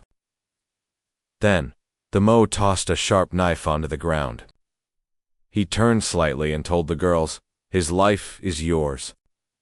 On the other side, Zhang Wenchao was in too much pain to move. He reached out a trembling hand to beg. "I still have value. I have so much money. I can give it all to you, if you let me live." One girl picked up the knife, murmuring that she did not need anything else. Now freed, a cruel light appeared in their eyes. "I just need to stab you over and over until you go to hell." Outside, the Mo had placed Jingwen on a sofa to start treating her. He sat nearby and told Chu Quan to leave. "I called the police, and the inspectors will be here soon." Chu Quan asked, "Wait, aren't you leaving too?" The Mo raised his head and replied softly, "I will leave once the inspectors arrive to pick her up." Chu Quan asked him again, "You have your answer now. So, what are you doing next?" The Mo's gaze sharpened. "I will wait for the right moment and investigate Song Shaowen thoroughly." He lowered his head, his resolve hardening. "And then, I am going to finish him for good." Back in his room, the Mo was doing one-handed push-ups, drenched in sweat. He thought to himself that even though Zheng Wanchao was gone, Song Shaowen was still a threat. He had to track him down and eliminate him once and for all. Suddenly, the puppy looked up, confused. The Mo grabbed a towel to wipe his sweat and walked toward the door. He muttered to himself, "Who could be coming over at this hour?" As soon as the door opened, a voice said, "Young master, President Su sent me to give this to you. She also instructed us that once you are ready, we can depart at your earliest convenience." He held it, feeling curious. "Depart? What is she up to now?" The Mo slammed the door shut and walked back inside. He made a quick phone call. "You sent an invitation, but why was there a suit too? Is it really that formal?" Jingwen replied cheerfully. Looks like you got it.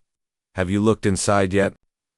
This time, it is a banquet hosted by the Jingwen replied cheerfully, asking if he had looked at it yet. It was a banquet hosted by the Chu family. The Mo stared at the invite, wondering if he actually had to go. She insisted he did. First, the Chu family controls the largest pharmaceutical group in Ning, which is huge for our beauty pill.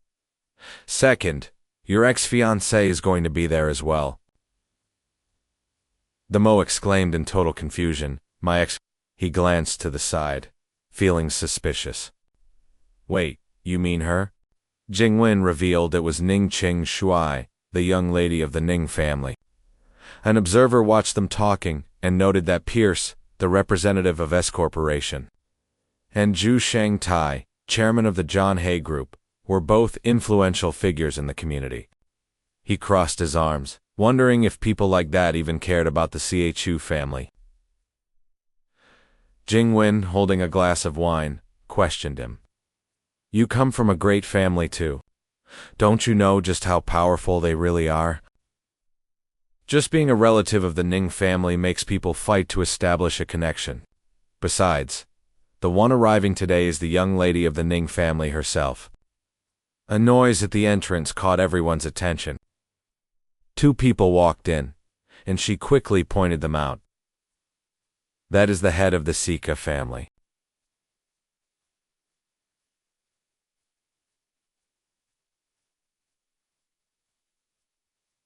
Family head, and the girl next to her is Ning Qingxue. Qingxue walked in with a mysterious green aura glowing around her.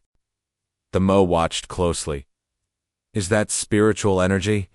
So that is my former fiancée, Ning Qingxue. A member of the Ning family hesitated, while Chuna of the Chu family waved with a smile.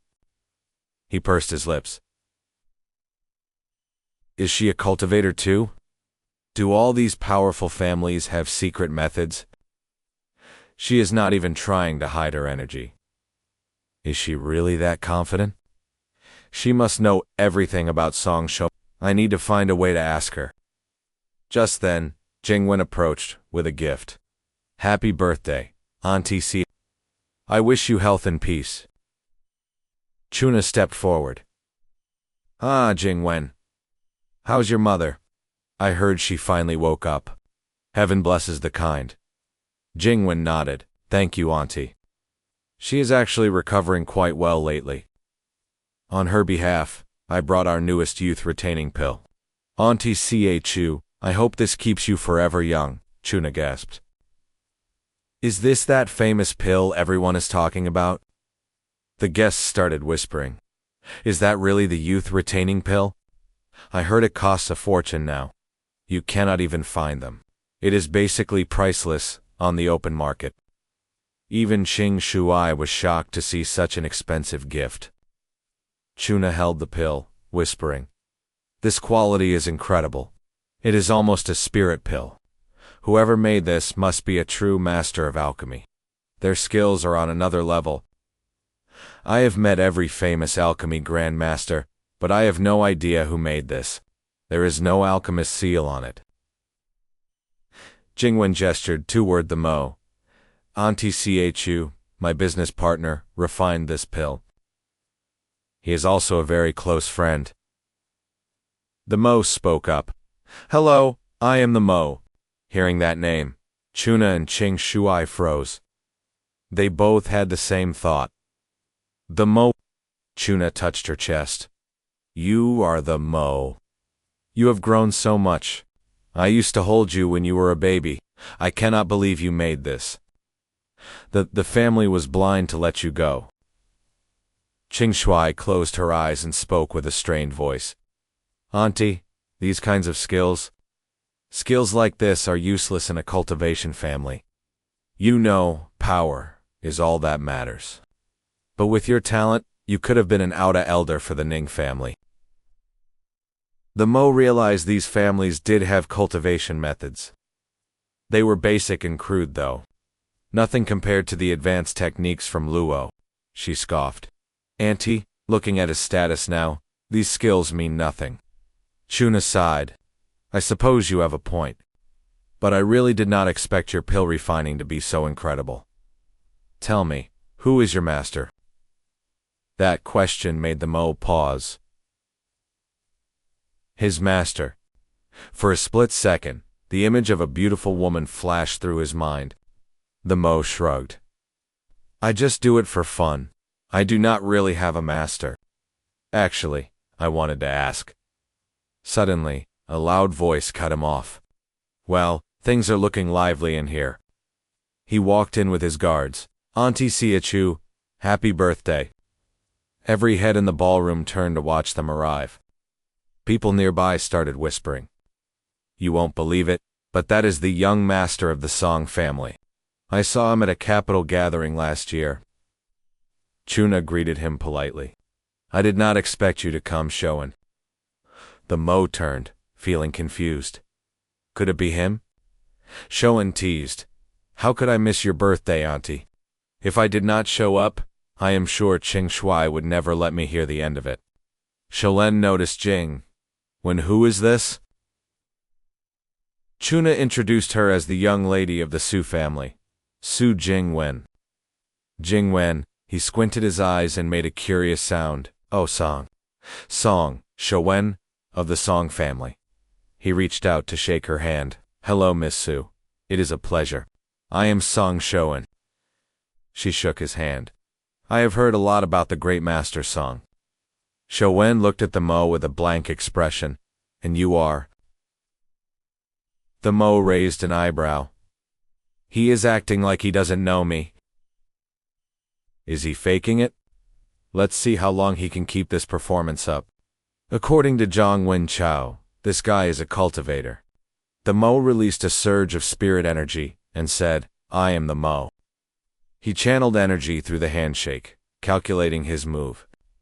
Usually, cultivators hide their energy to mask their strength unless they lose control. But energy inside the meridians cannot be hidden. As long as my spirit energy penetrates his body, I can find the truth. He sent a pulse of energy directly into Shaowen. After a quick check, the Mo was stunned. There is no spirit energy in his meridians. Isn't Song Shaowen supposed to be a powerful cultivator? He pulled his hand back, muttering the name the Mo. Mr. the Wit, it is a pleasure to meet you. Shalane smiled and turned away. Qingxue, have you been well lately? The Mo frowned, watching him closely. Strange. His meridians show 0 signs of energy. It does not seem like he is lying.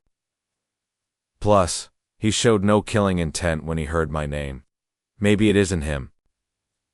The banquet continued smoothly as everyone enjoyed the food and drinks. Then the butler announced that the head of the Chu family had prepared a ball for the guests. One by one, couples headed to the ballroom to dance to romantic music. Meanwhile, the Mo stood in front of the bathroom mirror, wondering, if Shaowen isn't a cultivator, did Zhang Wenchao lie to me? He walked back, wondering why she would lie. Jingwen turned and saw the Mo looking completely dazed. Suddenly, a man approached her. Excuse me, may I have this dance? Su Jingwen closed her eyes. Sorry, I am not in the mood. That was rude. After she walked away, another man whispered to him. Are you crazy? That is Su Jingwen. You cannot just approach her like that. She has rejected everyone for years. Even the heir of the Fang family got turned down by her. Just forget it. In all these years, I have never seen her approach a man first. The other person suddenly pointed, stammering. Look at that. He stood there, completely gasping in shock. Even Qingxue had to look over with a surprised expression. Someone called out, the Mo. Jingwen slowly raised her hand and offered him a choice. May I invite you for a dance? The two of them, the young guys, were totally clueless. How was this possible? Sean and his bodyguards were finally outside, were 2 more guards. Stand by immediately bowed and greeted the young master. He climbed in, looking distracted. Before pulling his leg in, he snapped an order to keep everyone away. The guard shouted, "Yes, sir," as the limo pulled off. They whispered, "Here we go again." Every time he leaves, he kicks everyone out just to be alone in the car. Shush, quiet down. I heard the personal bodyguards chosen for Master Song come back different. Their own families don't even know them. It's like they're new people. Plus, he switches guards every few days, and the old ones? They just vanish. No trace at all. Suddenly, a hand reached out and slapped Sean across the face. He held his cheek and took the scolding. "You idiot! How dare you shake another girl's hand in front of Qingxue?" Shaowen looked terrified. "I'm sorry." The other man touched his ring, and a weird spiritual energy started radiating from his face as it twisted into something sinister. "It's a good thing you're still useful, otherwise you'd be dead already. But if you can't even handle a simple task like this..." It turns out the Shaowen at the party was just a bodyguard in disguise. The real Song Shaowen dropped the mask, returning to his original face. He threatened, "Then you'd better pray that your death won't be too ugly." A few minutes later, the car door opened, and a foot stepped onto the ground. The real Sean slammed the car door shut with a cold look. The security detail bowed in unison, greeting the young master again. "Wrong," he commanded. "Yuta, follow me into the main hall." Both immediately shouted, "Yes, sir, Leo." She glanced at the car and thought to herself, so the rumors were true. As expected, only one person came out. What the heck happened in there? Inside the car, the fake Shaowen was tied up, mouth taped shut, and tossed into a corner. You could feel the murderous vibe coming off him as tears of rage streamed down his face. Back at the party, with the piano and violin music playing in the background, Sean walked in. Shaowen entered and raised a hand, calling out loudly, "Sorry, Qingxue." Something came up. Then he suddenly froze at the sight before him. He spotted Tingwen dancing gracefully. Everyone was staring at her and the Mo, whispering things like, "Isn't that Su Tingwen? Why is she dancing with him? Who's that guy? Does anyone know him?" Tingwen was blushing hard as the gentle music played on. He was actually a little surprised by her reaction. The pianist hit the final note to end the song.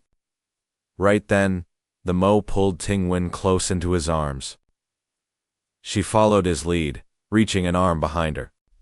Tingwen blushed and whispered, "Not a bad dancer, are you?" He was. So bewildered he started to sweat, only managing to give an awkward laugh. She held up a finger and reminded him, "This is a high society party. We have to act natural. It's the only way we're going to sell these Ru Yan pills to the Chu family." The Mo was stunned, thanking his lucky stars.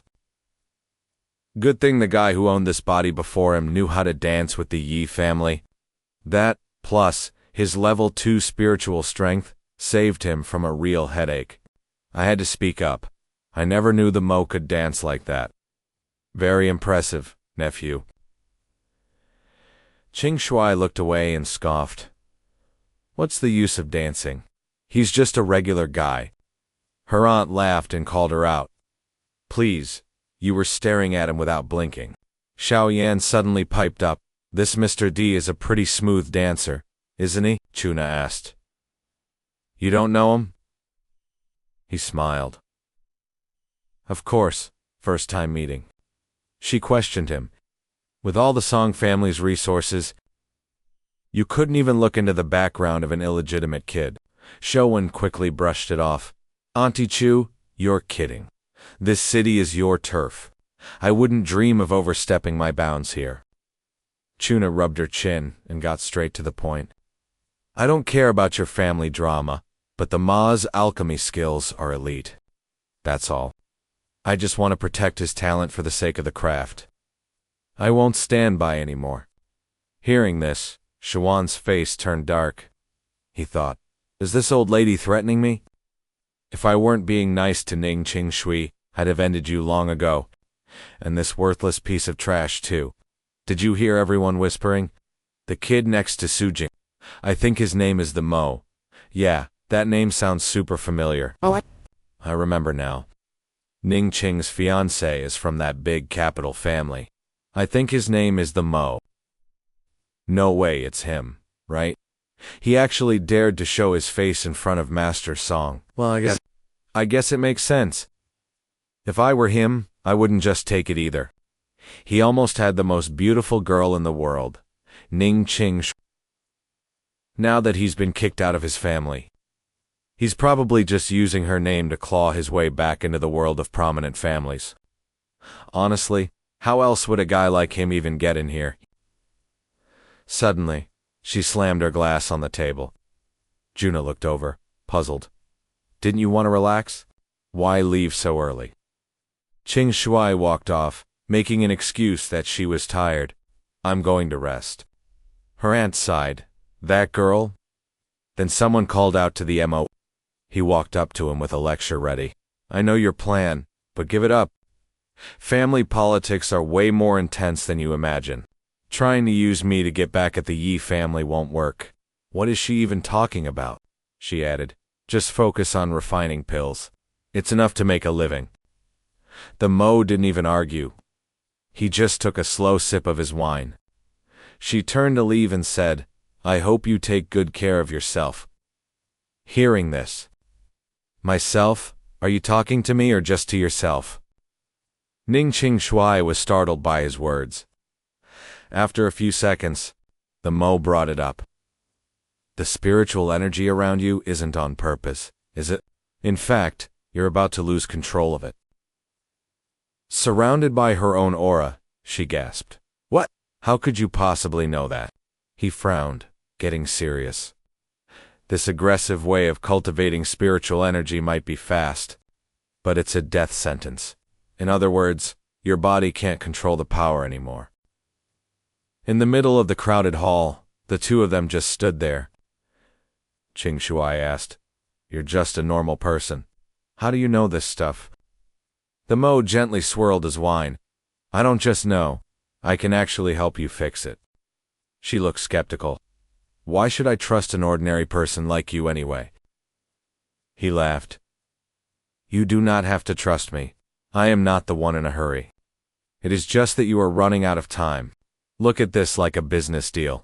I need you to do something for me. Give this to young Master Song, the Mo said, with a hidden meaning. Nearby, a group of people watched them and started whispering. Song ground his teeth in pure rage. The party wrapped up and guests headed out. Jingwen linked arms with him as they walked toward the exit. Suddenly, a voice called out, stopping them. It was Juna. Jingwen. Your aunt is super into those beauty pills. Can we chat about them? The three of them walked down the street together. He asked, Matriarch Chu, are you here for the beauty pills? She laughed. That is way too formal for family. You should just call me Auntie C. The Mo said, I am not part of the family anymore, so I wouldn't dare. Juna sighed. You and Qingxue are exactly the same. Both of you were sacrificed by your families. Since her parents passed away, her freedom has been completely locked down by the Ning family. Her uncle controls every single right she has, even her own freedom to marry. Luckily, the ancient martial arts family behind the Nings chose her. That qualified her to become a legendary cultivator. But a powerful family is still a powerful family. If she does not transcend beyond ordinary people, she will never truly escape their influence. Jingwen was confused and did not get it. She asked, Cultivator, what does transcend mean? The Mo is deep in thought. Transcend likely refers to the three realms of cultivation. The gap between those pre- and post-cultivation stages is as wide as the sky and the earth. Rushing for results, She chose an ancient technique no one ever used. That is what caused her body to decline. Basically, she is trading her own life for cultivation power. Matriarch Chu, why tell me this? She replied softly. I have checked Qingxue's body before. I have no way to treat her, just like there was no real cure for Jingwen's mother. But you saved her. He listened in silence as she continued. Plus, I cannot make those beauty pills. The science behind them surpasses any master I know. I see real hope in you. Jingwen was secretly shocked. Auntie Sachu is the president of the Traditional Chinese Medicine Association. Yet she says she is no match for the Mo. But the Mo does more than just make pills. He creates talismans and things like that. Could he actually be a legendary cultivator? He had his own thoughts. This place is way behind the cultivation system of the Luoyu continent. Siachuna said, of course Auntie is very interested in your beauty pills. Representing my family company, I want to enter a close partnership with you all. Jingwen was thrilled. With Auntie Chu protecting our pills, we could increase our profits tenfold. Chu, Na joked, you little money grubber. But if you get the chance someday, I hope you save Qingxue. She is actually a very gentle and sensitive girl. She was actually the one against calling off the engagement back then. Hearing this, he stayed silent. Suddenly, Shaowen walked up. Auntie Chu. So this is where you were. Before I head out, I wanted to say goodbye in person. Auntie Chu, she replied. Politely, Zhao Wen, that is very kind of you. He asked, are Mr. Thea and Miss Su here too? Even though I just met Mr. today, it feels like we are old friends. I hope we meet again.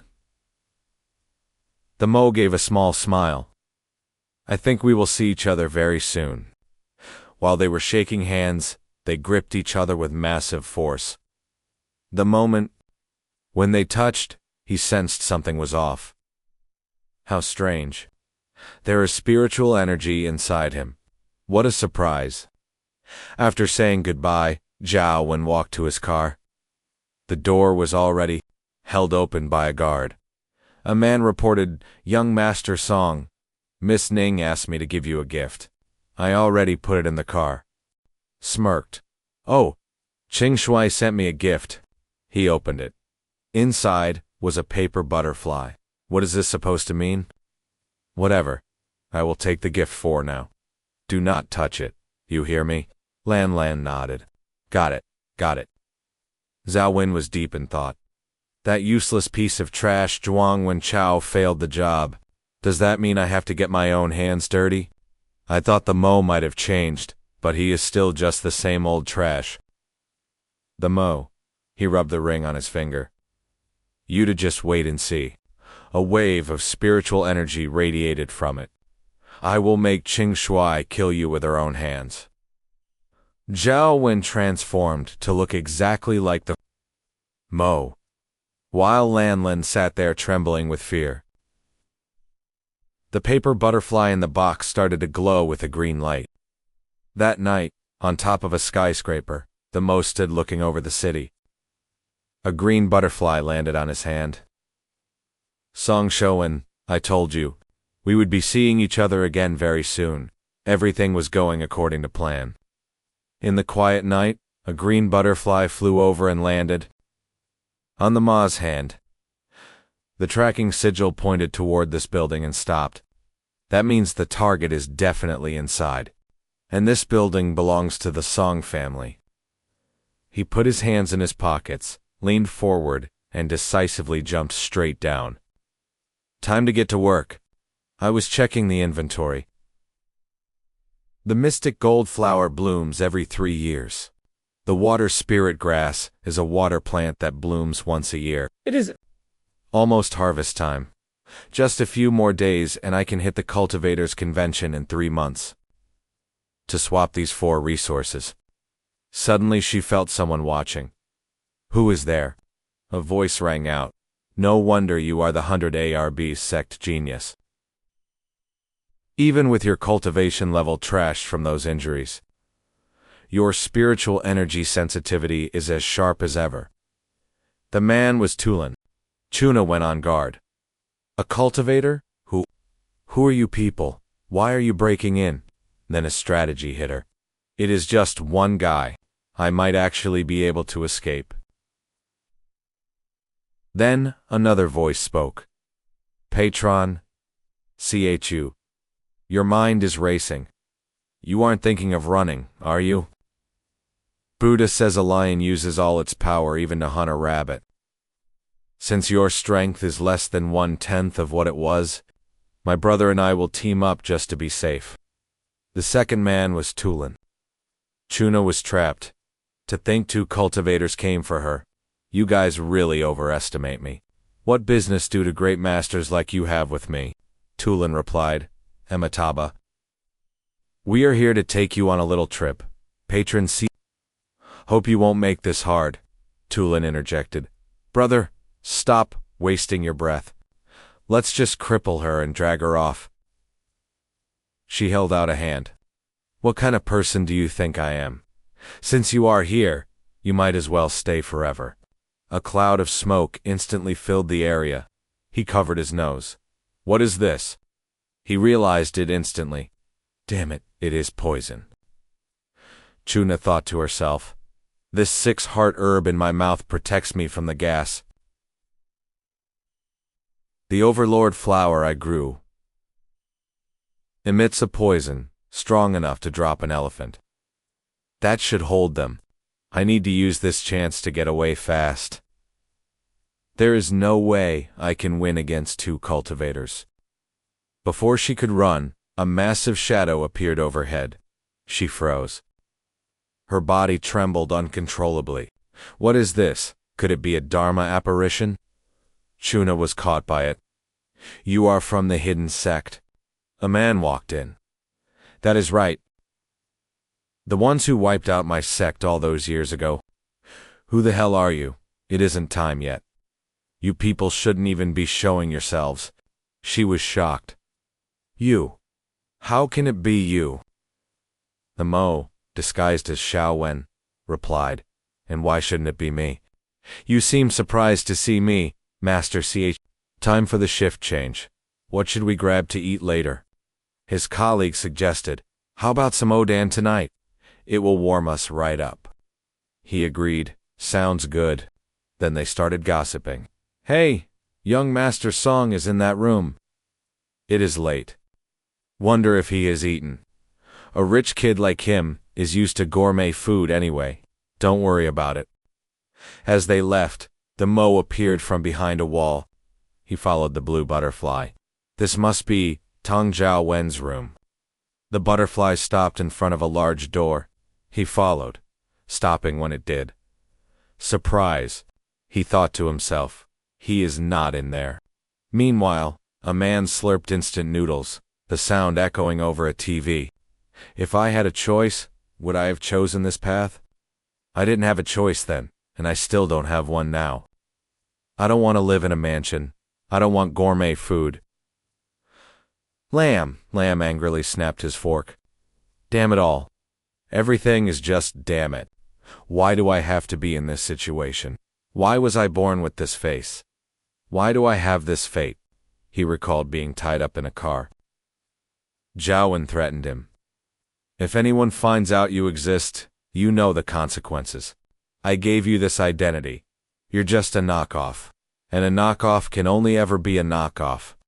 You will never be the real thing. So lose those pathetic ideas. Your only value in this life is being my shadow. Lamb was defiant. You won't let me touch this. Then I definitely will. Why the hell should I listen to you? As soon as he opened the box, a paper butterfly flew out and startled him. What is this?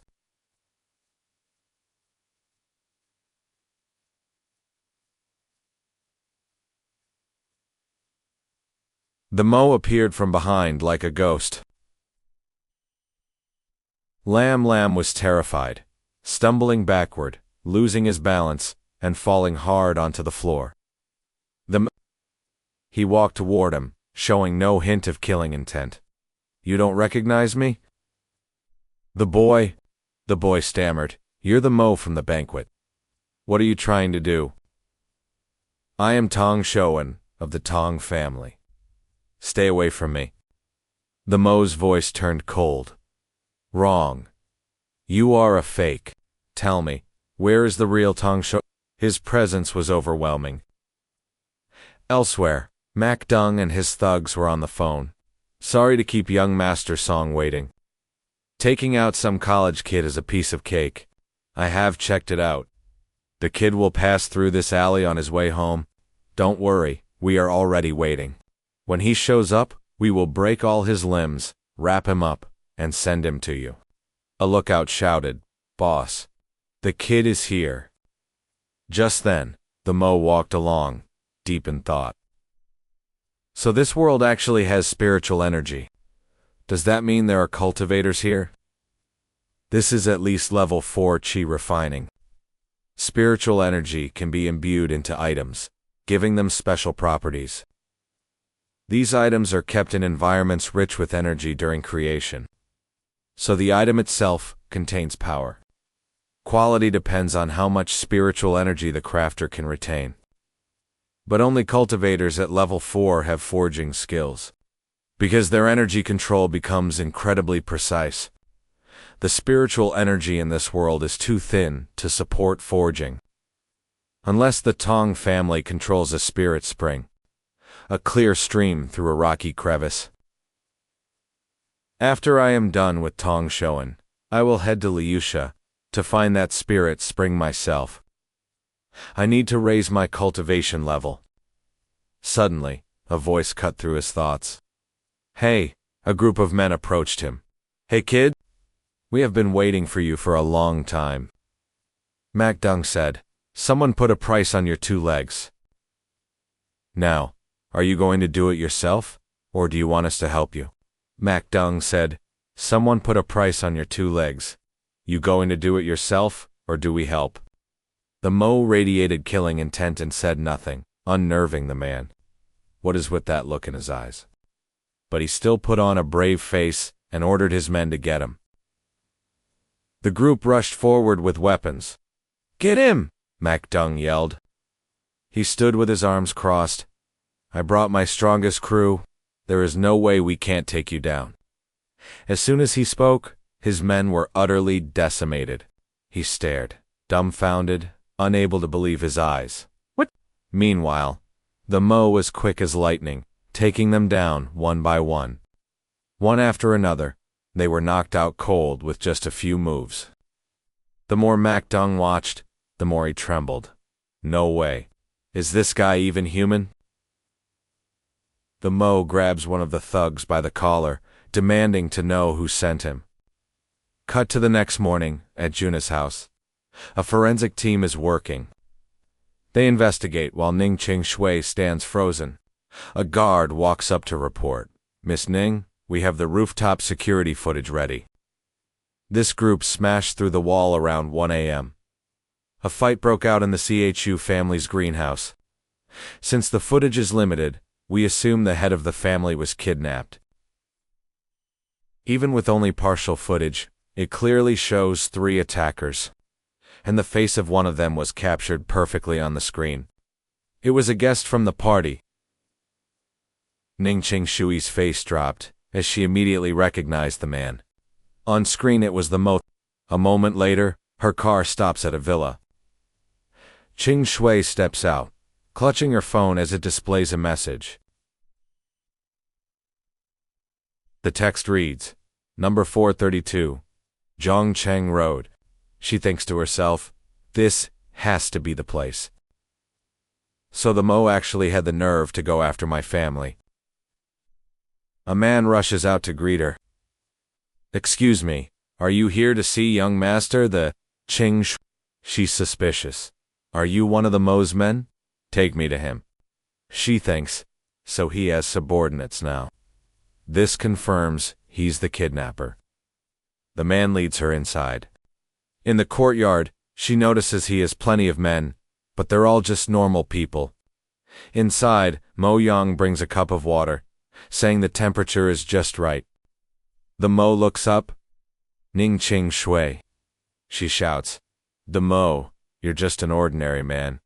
Have your guys release my aunt safely, and I might just let this slide. The Mo is lost. My men, your aunt. What are you talking about? Qingxue points at him. What's your price for kidnapping her? His voice turns cold. You mean the head of the Chu family was taken, and you think it was me? Qingxue pulls out her phone.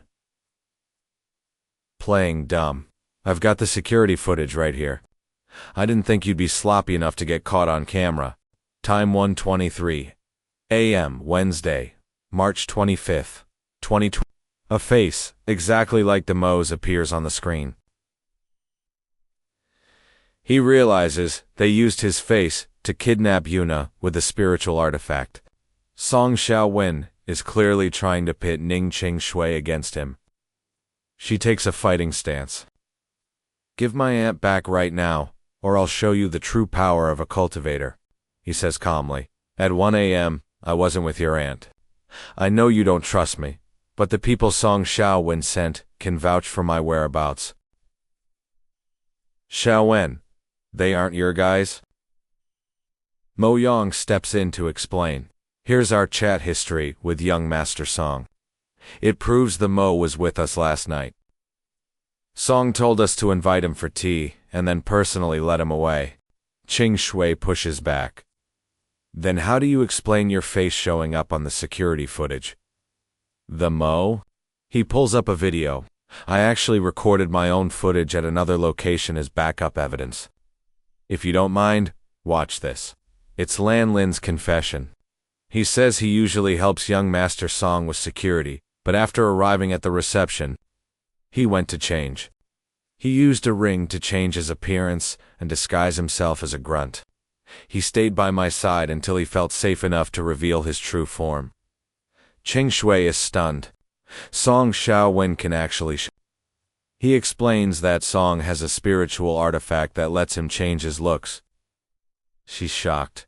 Spiritual artifacts are incredibly rare, even for the most powerful families. They are priceless heirlooms passed down through generations. How does Song Shaowen actually own one? The Mo realizes the plan. He wanted to frame me for your aunt's kidnapping. Then kill me, so I couldn't clear my name. Dead men tell no tales. Qingxue turns to leave, shouting that she's going after Song. He stops her. If you go now, you'll alert him, and your aunt will be the one who pays the price. She snaps. We can't just sit here and do nothing. The Mo replies, since he worked so hard on this plan, we might as well flip the script and give him a taste of his own medicine. His voice was dripping with cunning. A hand tightens around a man's throat, making him scream in pain. A second later, the man collapses with a heavy thud, his spiritual energy completely gone. Glowing with energy, Shaowen gloats. The taste of an ordinary person is honestly pretty boring. Lin approaches, saying that these days, the life force of regular people isn't enough to handle the side effects of young Master Song's cultivation style. Song asks smugly, so, is it ready yet? He explains that, once young Master Song absorbs the life force from that Bai Kao sect remnant, he'll finally become a true cultivator and master the phantom arts. That woman's junior brother is handled. Song can consume him whenever he wants. Shaowen clenches his fist. Once I hit the first level of cultivation, I'll have a seat on the Song family council. When that happens, I'll have enough influence to get you into the hidden sect too. Lin raises his hand. This humble monk and my brother thank you in advance, young Master Song. TLA arrives with news. Thanks to your brilliant plan, they caught the Mo last night. They want to know what to do with him. Shaowen laughs. Perfect. Tell them to bring him to Gijan Temple. Keep him alive, I want him breathing. I'm going to personally cut out his tongue before handing him over to Ning Qingxue. Cut to Gaijin Temple. A group of bodyguards is just hanging around. Zhang Sheng crosses his arms. Quit messing around. Young Master Song is paying us a lot of money to be here. He's paying for guards, not for you guys to sit around and gossip. Lue glances over and snorts, acting like some low-level order is a royal decree. Suddenly, he shouts excitedly, "Young Master Song is here." Shaowen walks in, as the guards all bow respectfully. "Young Master Song, why'd you come down in person?" "Sir, don't worry, we're keeping a very close eye on him." He barks an order. "Zhang Sheng, everyone, ditch your phones. Now, wrap up the prisoner and follow me down the mountain." The man is confused. "Ditch our communication devices, sir. Are you sure?" Shaowen glares. "What was that? Do I need your permission to run my own operation?" Zhang Sheng rushed off, patting his head and playing it cool. No, it is nothing. I will take the guys down with me." He watched him leave, thinking how weird the young master was acting. Song actually called me by my name. He has never done that before. The car sped away instantly. A voice on the phone ordered them to bring the MO to the courtyard. "For Young Master Song," the guard shouted. "Yes, sir, that guy." Shove the Mo, muttering, "Behave yourself." Seconds later, Zhao Wen clapped a few times to welcome them. He shoved the Mo and told him to behave. Soon Zhao Wen clapped in welcome. Standing before two monks, he said, "Mr. Thee, we meet again." The Mo frowned and got right to it. "Song Zhao Wen, what do you want?" "Hands in his pockets," he sneered. "What is wrong?" "Did not expect this day to come. Where is that confidence from the party the other night? You insect. How dare you talk to Ning Qingxue right in front of me? My biggest mistake was letting that trash Zhang Wenchao handle this. That is the only reason you lived this long." "Yeah, it is." The Mo wondered. "Zhang Wenchao is involved with you too. Why are you targeting me like this anyway?" Zhao Wen smirked. "The reason? Let us see. Because a loser like you is actually Ning Qingxue. It is a stain on my life. A perfect woman like her belongs only to me." His face darkened as he demanded, "You want to kill me just for that?" He unleashed his spiritual energy, refuting that. "No, it would be a waste to kill you now. A mere mortal like you has probably... You have probably never seen anything this miraculous in your whole life, right?" The Mo watched carefully. "What is this? A summoned creature?" Zhao Wen summoned several demonic spirits. "That old woman Juna? Her cultivation method is crippled, but her life force energy is a rare treasure. I just need to feed it to my shadow. Then, I will fully enter the realm of cultivation and become a god." He looked confused. "Then why keep me alive? Wouldn't it be better to just kill me directly?" He stroked his ring and chuckled. "Ning Qingxue is looking everywhere for you right now, wanting you dead. I intentionally kept the video of Juna's kidnapping." As he spoke, Zhao Wen's face shifted, transforming into the Mo's. He concluded, "Which means you are the one who kidnapped Juna and then killed her." The Mo calmly burst out laughing. "You really said it all." Zhao Wen changed back to his real face and yelled, "What do you mean by that?" He glanced at a hooded figure nearby. "Did you hear that clearly?" Ning Qingxue removed her mask and hooed. "I heard everything," she answered. She frowned, her tone firm. "I heard it all perfectly." Zhao Wen panicked. "Qingxue, let me explain. Your aunt is safe. I did not mean it. I was just kidding to scare her." She released her energy, demanding, "There is nothing to explain. Song Shaowen, hand over my aunt. Otherwise, I will not let this go with you or the Song family. He roared furiously. The Mo, you dare to set me up. He calmly denied it. You are the one who said it all. I did not set you up. The Mo shook his head a few times. I can only say then. His tone turned sharp. You are just too stupid. Zhao Wen. He could not take it anymore, and screamed, The Mo! She turned to the Mo and told him, This ends here for you. You can leave now. I have already notified the Chu family about this. This situation is beyond an ordinary person like you. Our opponent has cultivation techniques. You should understand that. He gritted his teeth and cursed. How dare they act so close with her in front of me? Zhao Wen pointed and ordered. Kill him. Tula and Tulin rushed forward, but she blocked them. Standing in front of him, she said, Do not even think about it. The two men stopped in their tracks immediately. He grabbed his phone and threatened her.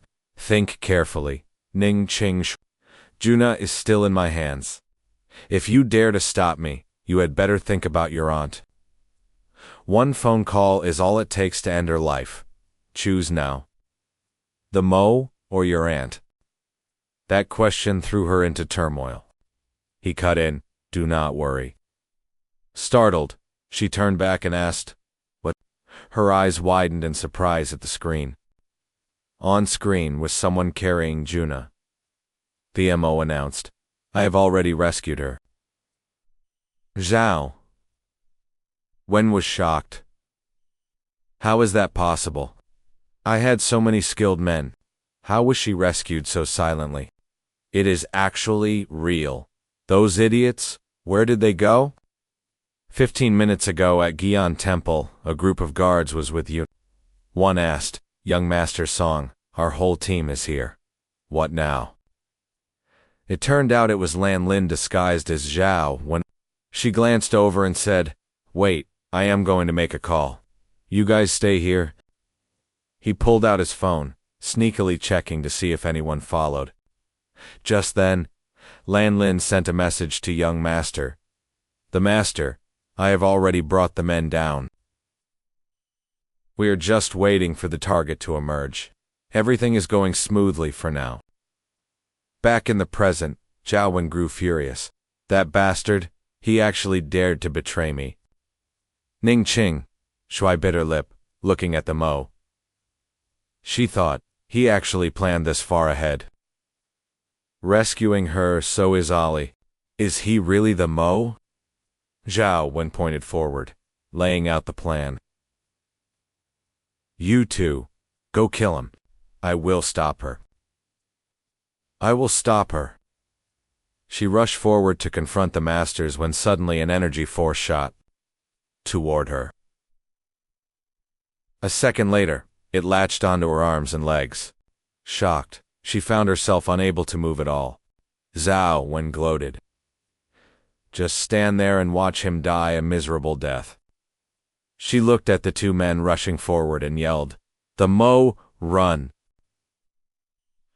Tula and Tulin charged ahead like lightning. He scoffed. Ning Qingxue, you cannot protect anything. She felt terrified, blaming herself. It is all my fault. I was too careless. I should not have followed him here. Deep Mac just stood there, letting those two guys get close enough to lay a hand on him. But in a flash, he vanished. Deep Mac grabbed Tula's head so fast it made the guy scream out in terror.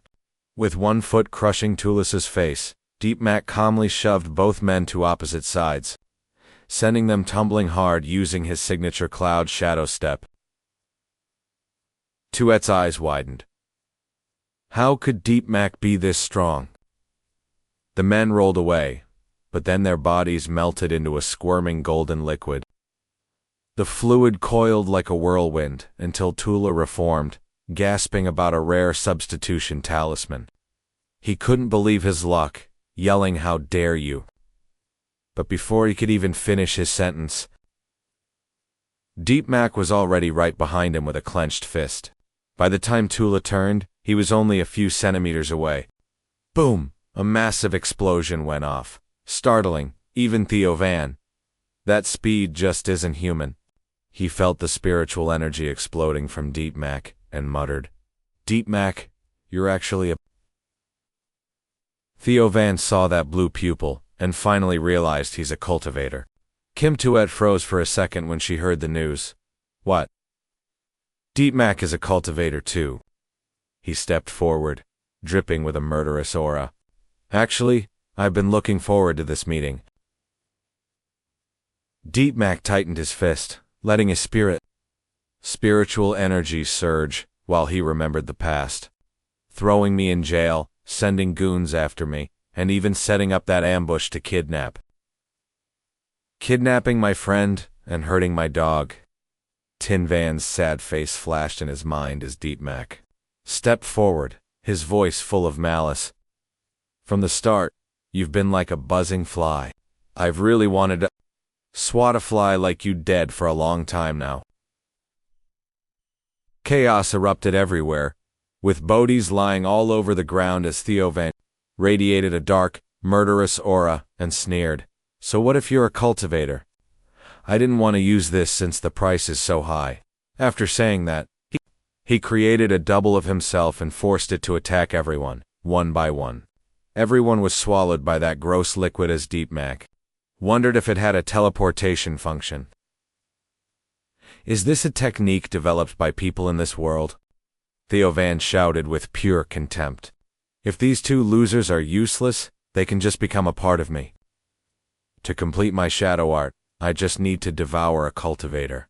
He raved like a madman. Now, I'll devour two of them at once. One. They turned into dried-up husks as their souls drained away. He yelled excitedly, "My strength has finally hit the legendary first level."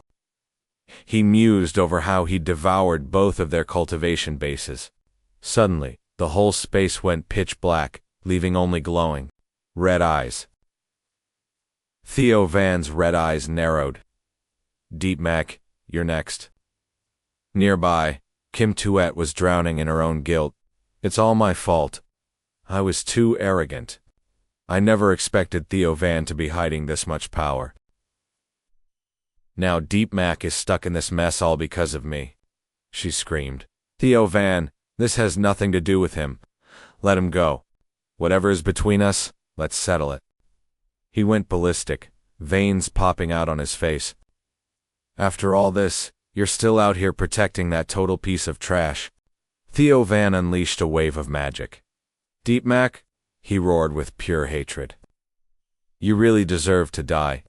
Seeing this, Kim Tuet screamed in absolute terror, "Deep Mac, dodge it!" Suddenly, the entire space was filled with terrifying clouds of thick smoke. Deep Mac stood right in front of her, looking totally calm. His stance was rock solid, like he couldn't be moved. Kim Tuet was shocked.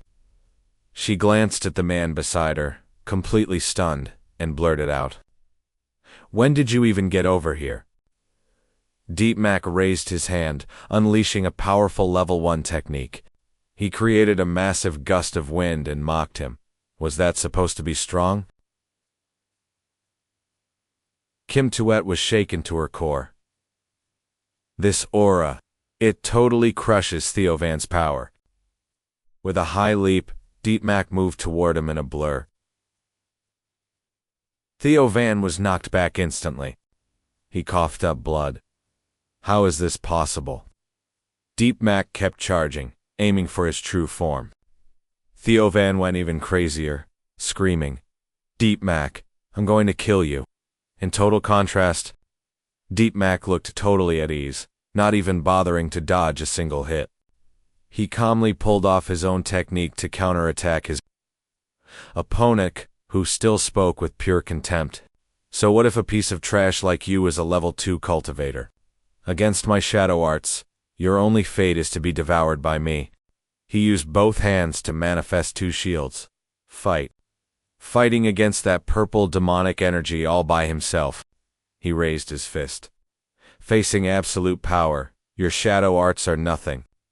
Then he slammed his fist down, cracking the ground. They are worthless. Suddenly, the Mo flashed a mysterious smile. Found you. Finally, he reached down and snatched the eye. The Mo stayed calm. The Mo calmly remarked, "So this is your shadow arts?" "It is just a parasitic spirit insect that feeds on a person's spirit energy." Then, the Mo crushed the bizarre creature with his bare hand. At that, when Kui immediately started coughing up blood, he roared in a fury. "On what grounds? You are just trash kicked out of your clan. You cannot kill me. I am from the Song family. Do you have any idea who my great-grandfather is? He is a true member of the hidden sect. Kill me, and you will definitely die." "So, this world actually has cultivation sects, huh?" Suddenly, when Kui laughed like a maniac, "The Mo, compared to my background, you are absolutely nothing."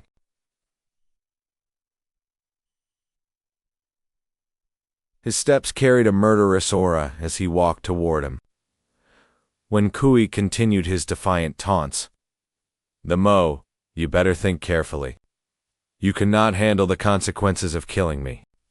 Right before his eyes, the Mo just kept walking closer. He backed away in fear, shouting, "Why are you still coming closer? Stop right there. I am not kidding. Spare me, and I will spare your life." He started begging, "The Mo, I was wrong. Please, spare me." But the Mo raised his fist, his eyes burning with fire. Song Wen Kui.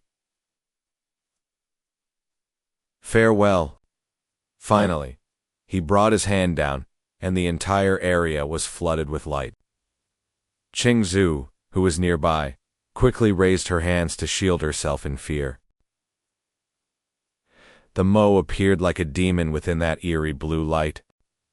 When Kui lay defeated, sprawled out on the hard ground, the Mo spoke. "It is over. I got the info. Your aunt has been taken away." Qingxue began to thank him. "Thank you. I always thought you were just an ordinary person." She looked saddened. "In the end, I was the ignorant one." He reassured her. "Even if you hadn't come, I would have found him. Besides, I got what I wanted." The Mo analyzed this silently. "Is this the spirit energy from Wen Kui's hand?" "It is crude, but definitely made by a 4th-level cultivator." Qingxue wondered how he had such great power yet was struck from the family records. "If you had just shown your strength, you could have led the whole family." He stated firmly that he had nothing to do with the family anymore. "Besides, I am not strong enough. Only at level 3 will I see real change. Then I must also reach the 3rd level of cultivation, no matter the cost." She told herself, "I must break. Free myself and become a true cultivator." Hearing her words, he fell silent. Finally, the Mo spoke. "According to our agreement, I will help you. This is a spirit scattering pill. It helps with the rampant spirit energy in your body." "Scatter it?" she asked, surprised. "If I do that, won't my cultivation base be completely gone?" He explained that her ancient technique was flawed. "That is why you cannot cultivate. If you continue, it will only make you die faster." Qingxue hesitated. "But if it is scattered, won't I just be an ordinary person for the rest of my life?" The Mo said, "This is the next part of our deal. Do you want to? Learn it. A true method of cultivation." The sky was clear, and warm sunlight bathed his house. Just as the Mo went to open the door, he saw Qingxue arrive with a suitcase. She said shyly, "As we agreed, I brought my luggage. I will be staying at your place for now." He asked curiously, "Why is your face so red? Are your injuries acting up again?" Flustered, Qingxue pushed the Mo inside. "Stop talking. Let us just go in." He asked if she planned on leaving. She replied, "I have not decided when I will be going back." The Mo thought, the matter with Wen Kui is over. Now I should go to Liusha to find clues about that spirit spring. He told her that training near the silver heart grass would really help. The spirit energy it gives off is super mellow, so it's perfect for healing her body up. Out in the garden, a little dog was dancing around. The Mo went on, saying that before he left, he'd teach her a real way to cultivate as part of their deal. She would be in charge of the silver heart grass and his puppy. Qingxue was shocked. It was so rare to see that look on his face. "What's its name?" she asked. He froze at that, a name. She was stunned. No name yet. She told him to pick one so the world would actually have something to remember it by. Finally, the Mo made up his mind. Let's call it 16. Watching the dog's reaction, Qingxue figured it actually liked the name. He looked pleased, a tiny spark of emotion showing in his eyes. He remembered something from back in the day. Little 16, time to eat. Senior brother 16, look. This move is seriously so cool, right? At last, someone put emphasis on the name Little 16. The memory faded away into a hazy mist. Qingxue, who was drying her hair, asked him which room she was going to be sleeping in. He pointed. "The living room is yours. I already got it all cleaned up." Then she remembered something important. "Wait, how are you going to handle the Song family?" The Mo just looked at her calmly and replied that everything had already been taken care of. To everyone else, it didn't look like Tong 1 had disappeared at all. The scene shifts to the back mountain of the Tong estate, where everyone is waiting. With everyone gathered, someone called out, "Young master, Wen, are you totally sure about this?" "Grandfather said he'd end his seclusion today," the fake Tong Wen replied. "According to my info, yeah." Suddenly, a nearby door rattled, grabbing everyone's attention. They all turned to look. Looking in the same direction, they yelled out, "The door! It's finally opening." Someone shouted in shock, "Grandfather is actually coming out of seclusion." Zaijun remarked that it had been 5 years. "For a cultivator, time really does fly by. Sorry to trouble you guys. Can't believe you're all here waiting for an old geezer like me." Tong Chi chimed in. "Congrats on reaching the 3rd level, great uncle. You're basically a legend now. Your life's definitely been extended." The old man cracked up immediately. This kid still knows how to butter people up. Zaijun waved him over. "Come here for a second." When Tongwen bowed. "Greetings, great-grandfather." The old man asked, "So, what happened with that, the family kid?" Trembling, he said, reporting to great-grandfather, "I've given up. He's just a normal guy. There's really no need to." Suddenly, Zaijun flared with a murderous aura. "Give up. You're a member of the Tong family. How dare you even say those words? Just because I like you doesn't mean I won't toss you aside. If you can't handle it, I'll do it myself." He called for Hao Shu and Tian Shi. Immediately, 2 men appeared. "We're here, Elder Tong." The old man ordered them to go to Ning. Inside, Tong Wen was freaking out. He was dead meat. Zaijun barked out a stern command. "Bring me that little brat's head. Now." Qingxue stretched and yawned. "It's only 5 a.m. and you're already training. I don't even hit the spa this early." The Mo sipped his tea. "Based on my research, energy peaks at 5 a.m. Training now is twice as effective." He slid a glass over to her. "Drink this up before you start your training session." She took it and drank the whole thing. A surge of energy rushed through her body, which totally shocked Qingxue. She asked. The Mo explained it was a simplified spirit-gathering pill. Her body needed to absorb energy gently right now. A full pill would be too intense for her. This mixture was just celery, cucumber, and medicinal powder. It was perfect for her. He thought to himself that back on the Luoyu continent, This stuff was for babies. People in this world were just way too weak. The Mo urged her on. Hurry up and go change your clothes already. Next, I'll teach you the real way to cultivate. Later on, she blushed and asked, Are we actually training? He explained that nature holds the most energy, making this forest park the perfect spot. Nearby, people started gossiping. What's that young couple doing? Is that some kind of meditation? One guy joked, You don't get it, it's called boundless love. If a guy is willing to do weird stuff like this with a girl, they must be tight. Qingxue muttered, totally embarrassed. How does this look like a strong relationship to anyone? He tried to calm her down.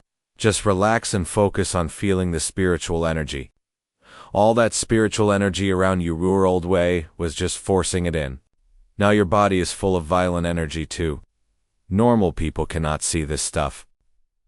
It is supposed to be your body's ultimate protection, but you totally shattered that mechanism.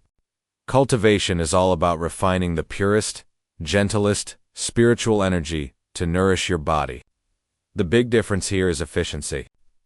Your old way of using that energy was only about 40% effective, but my technique is way more powerful. My method, however, lets you utilize 100% of that spiritual power. Moving energy into your body takes real spiritual strength. That power lives right in your forehead at the spiritual platform. If you clear your mind and focus, you will find it. Once you do, you can finally start guiding all that energy. The Mo speaks clearly. Feel it, discover it, guide it. She slowly repeats his words. Feel empty. She wonders to herself, empty. Why can't I feel any spiritual energy? An old man asks curiously, is something wrong with that girl? Why is she sweating so much? Qingxue worries, I really can't feel it. Suddenly, he reaches out and touches her forehead. Startled, Qingxue's eyes fly open in total shock. The Mo orders her close your eyes and borrow it. Borrow my spiritual energy and try to feel your own spiritual power. Her face turns bright red from embarrassment. Nearby, the old folks are delighted to see them being so affectionate while she struggles. Her face flushes bright red. The seniors nearby love seeing them so close. But she is already sinking into a dreamlike state. Her consciousness starts to drift away as she focuses. Qingxue wonders so. This is using spiritual power to see energy. It is beautiful. The Mo understood this was the true form of the world's spiritual energy. You cannot see it with the naked eye because it is just so faint. A moment later, they both snapped back to reality. He said, all right, that is enough for today. Right now, you have to constantly sense and guide the spiritual energy. Only then can you reach the first level of cultivation. Finally, the Mo's voice echoes through the forest. Let's go home. Later, back in their room, she is soaking in the bathtub. Qingxue remembers what happened earlier. She lifts her face out of the water and sighs, what a pain. The most important thing is reaching that first level of cultivation. Come on, I know I can do it. A week later, he checks on Snakehead's location. This must be the place, but maybe the timing is not right yet. The Mo stands there, his face cold and totally unreadable. He thought after a week, Ning Qingxue should finally be sensing energy. The spirit-gathering pills I left her should be enough to hit the first level. With that much strength, taking care of her family won't be an issue anymore. The Mo's sharp eyes scan the entire area. His sharp eyes scanned the surroundings until he spotted a car. It was the one Snakehead had prepared. The Mo calmly walked over to get in when someone spoke up. Looks like you were just a student. You have got some nerve coming to a dangerous place like this. Not many people today, so grab any seat you like. Have a nice trip. But the Mo stays silent, his face totally expressionless. The car is packed with cold, indifferent people. He finds a seat, sits down, and suddenly recognizes Liusha. Then the car started moving, finally on its way. Later, an announcement sounded, "We have arrived in Ninghai City. Please exit in an orderly fashion." People around him started grumbling, "We are finally here. I am getting too old for this. Riding in this thing is not comfortable at all. I have been sent the kid's location.